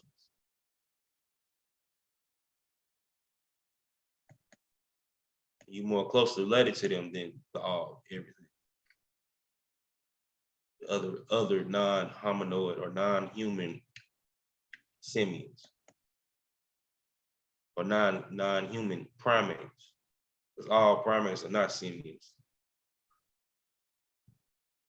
Go back to the wiki. I'm gonna go into this source real quick. I'm gonna end the channel reading this one more time. Some people came in a little late.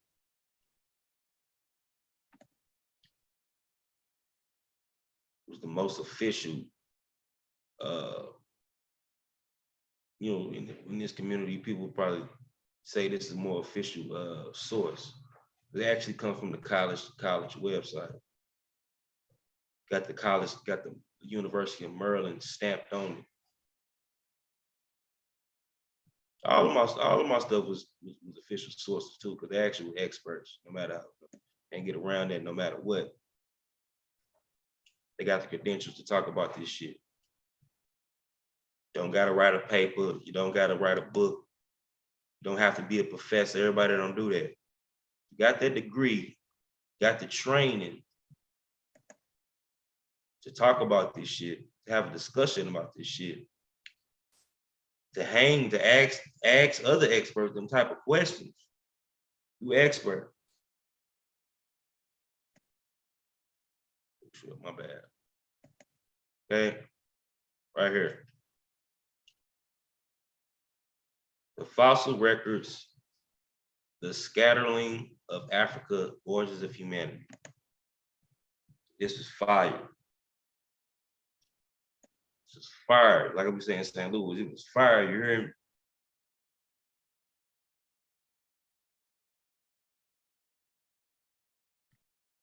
University of Maryland, Department of Geology. Once again, a common statement from people, even well-meaning people who support evolution, is, okay, so humans are related to monkeys and apes, but we are not descended from monkeys. But we are not descended from monkeys and apes, right? It's just that we share a common ancestry with monkeys and apes, right? Wrong. That's wrong. In fact, quote unquote monkeys, because that's a colloquial term, quote unquote monkeys and quote unquote apes, which this should be simians and hominids or simians, or paraphyletic series. Old world monkeys are more closely related to apes and humans than they are to New World monkeys. Which is the Platyrians, the side nose, simians. Chimps and bonobos are the living sister to humans, or the living sister group to humans, and more closely related to them than to gorillas and orangutans and gibbons. Gorillas are more closely related to chimps and humans than to orangutans and gibbons. Orangutans are more closely related to African apes and humans than they are to gibbons. Thus, some apes are more closely related to humans than other apes, or what I can say, other hominids. Hence, humans are a kind of ape and descended from other apes. It's not even, I don't even say it's a kind. We are apes. That's what they're saying. We are apes. But he's on point still. Or kind of ape and descended from other apes. The concestor, which you mean by, and he's saying the concestor was the ancestor, the concestor of humans, and when you mean the common ancestor, the concestor of humans and chimps, and of humans and gorillas, and of humans and orangutans, and of humans and gibbons would be called an ape from the colloquial sense. So a lot of people don't know hominid, the scientific term. And right here it says, if we were to see it, it would be called an ape if we were to see it. Similarly, the concestor of the New World monkeys, which is the Platyrinis, which represent a living extent of a basal simian, and of humans and of apes would be a monkey. Let me say it again. Similarly, the concestor of New World monkeys, which is the Platyrians, and of humans and apes would be a monkey. And the Old World monkeys, which is the Cereopithecioids, which we also share a clade with them in the Catarrhines. I just added on that. That's a true statement, it's a fact. Right here, but say the Old World monkeys and of humans and apes would be called, humans and apes would be called a monkey. Say it again. And the Old World monkeys and of humans and apes will be called a monkey, the concept. these would not be any living species of ape or monkey, but would confirm to our understanding of quote unquote ape or quote unquote monkey by any reasonable definition. Living or dead, extinct or extinct. As we will see below, there was a time, particularly the early and mid 20th century, when some evolutionary biologists actually argue that apes and humans are separate clades from each other and descend from a common non-ape and non-human primate, which is not true.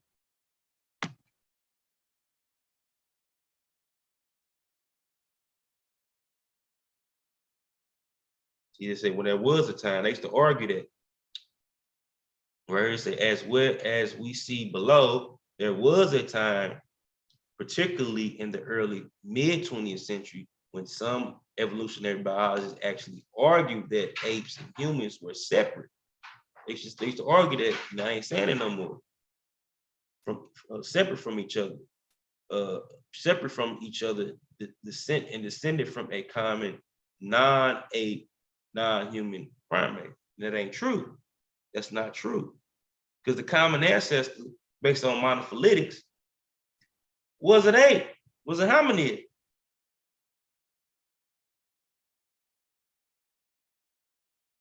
And the ancestors of apes, on a colloquial basis, will be called a monkey. But it would have been a simian or a Catarrhini simian. But on a colloquial talk, if you've seen it with your own eyes in the jungle, in your first mind, you was brought up with your talk, you wasn't scientifically literate, you would say, oh, that's a monkey.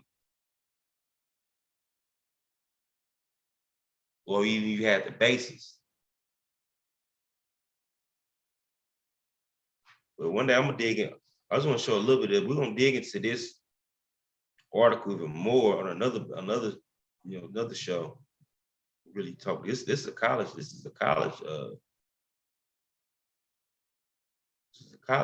paper right here. Professor. Paleontologist. Paleontologist.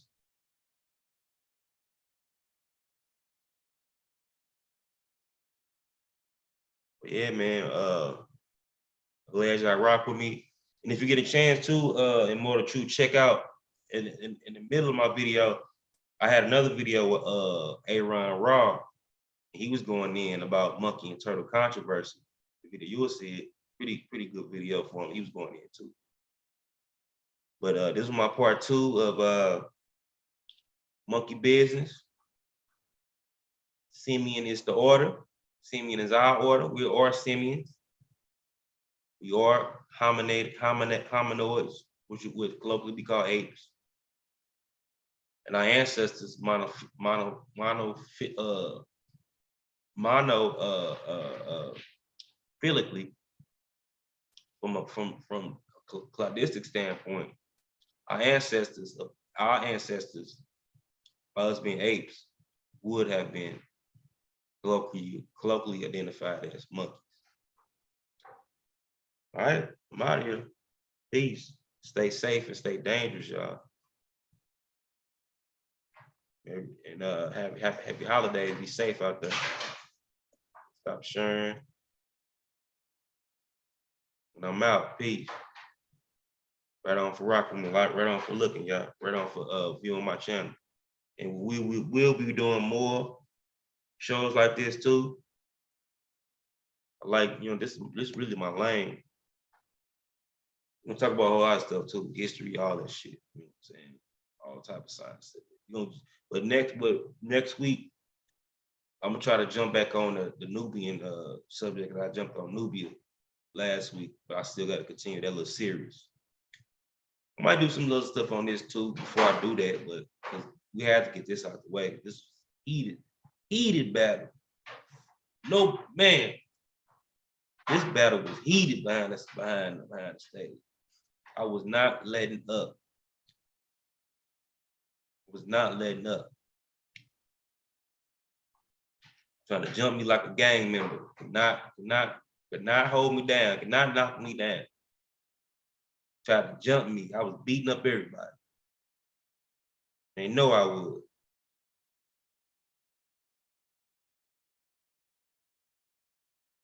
Bobby and Cedric know I was. They know I was putting up a fight. Couldn't do nothing. No way around. Block. All right. All right, I'm gone, y'all. Peace.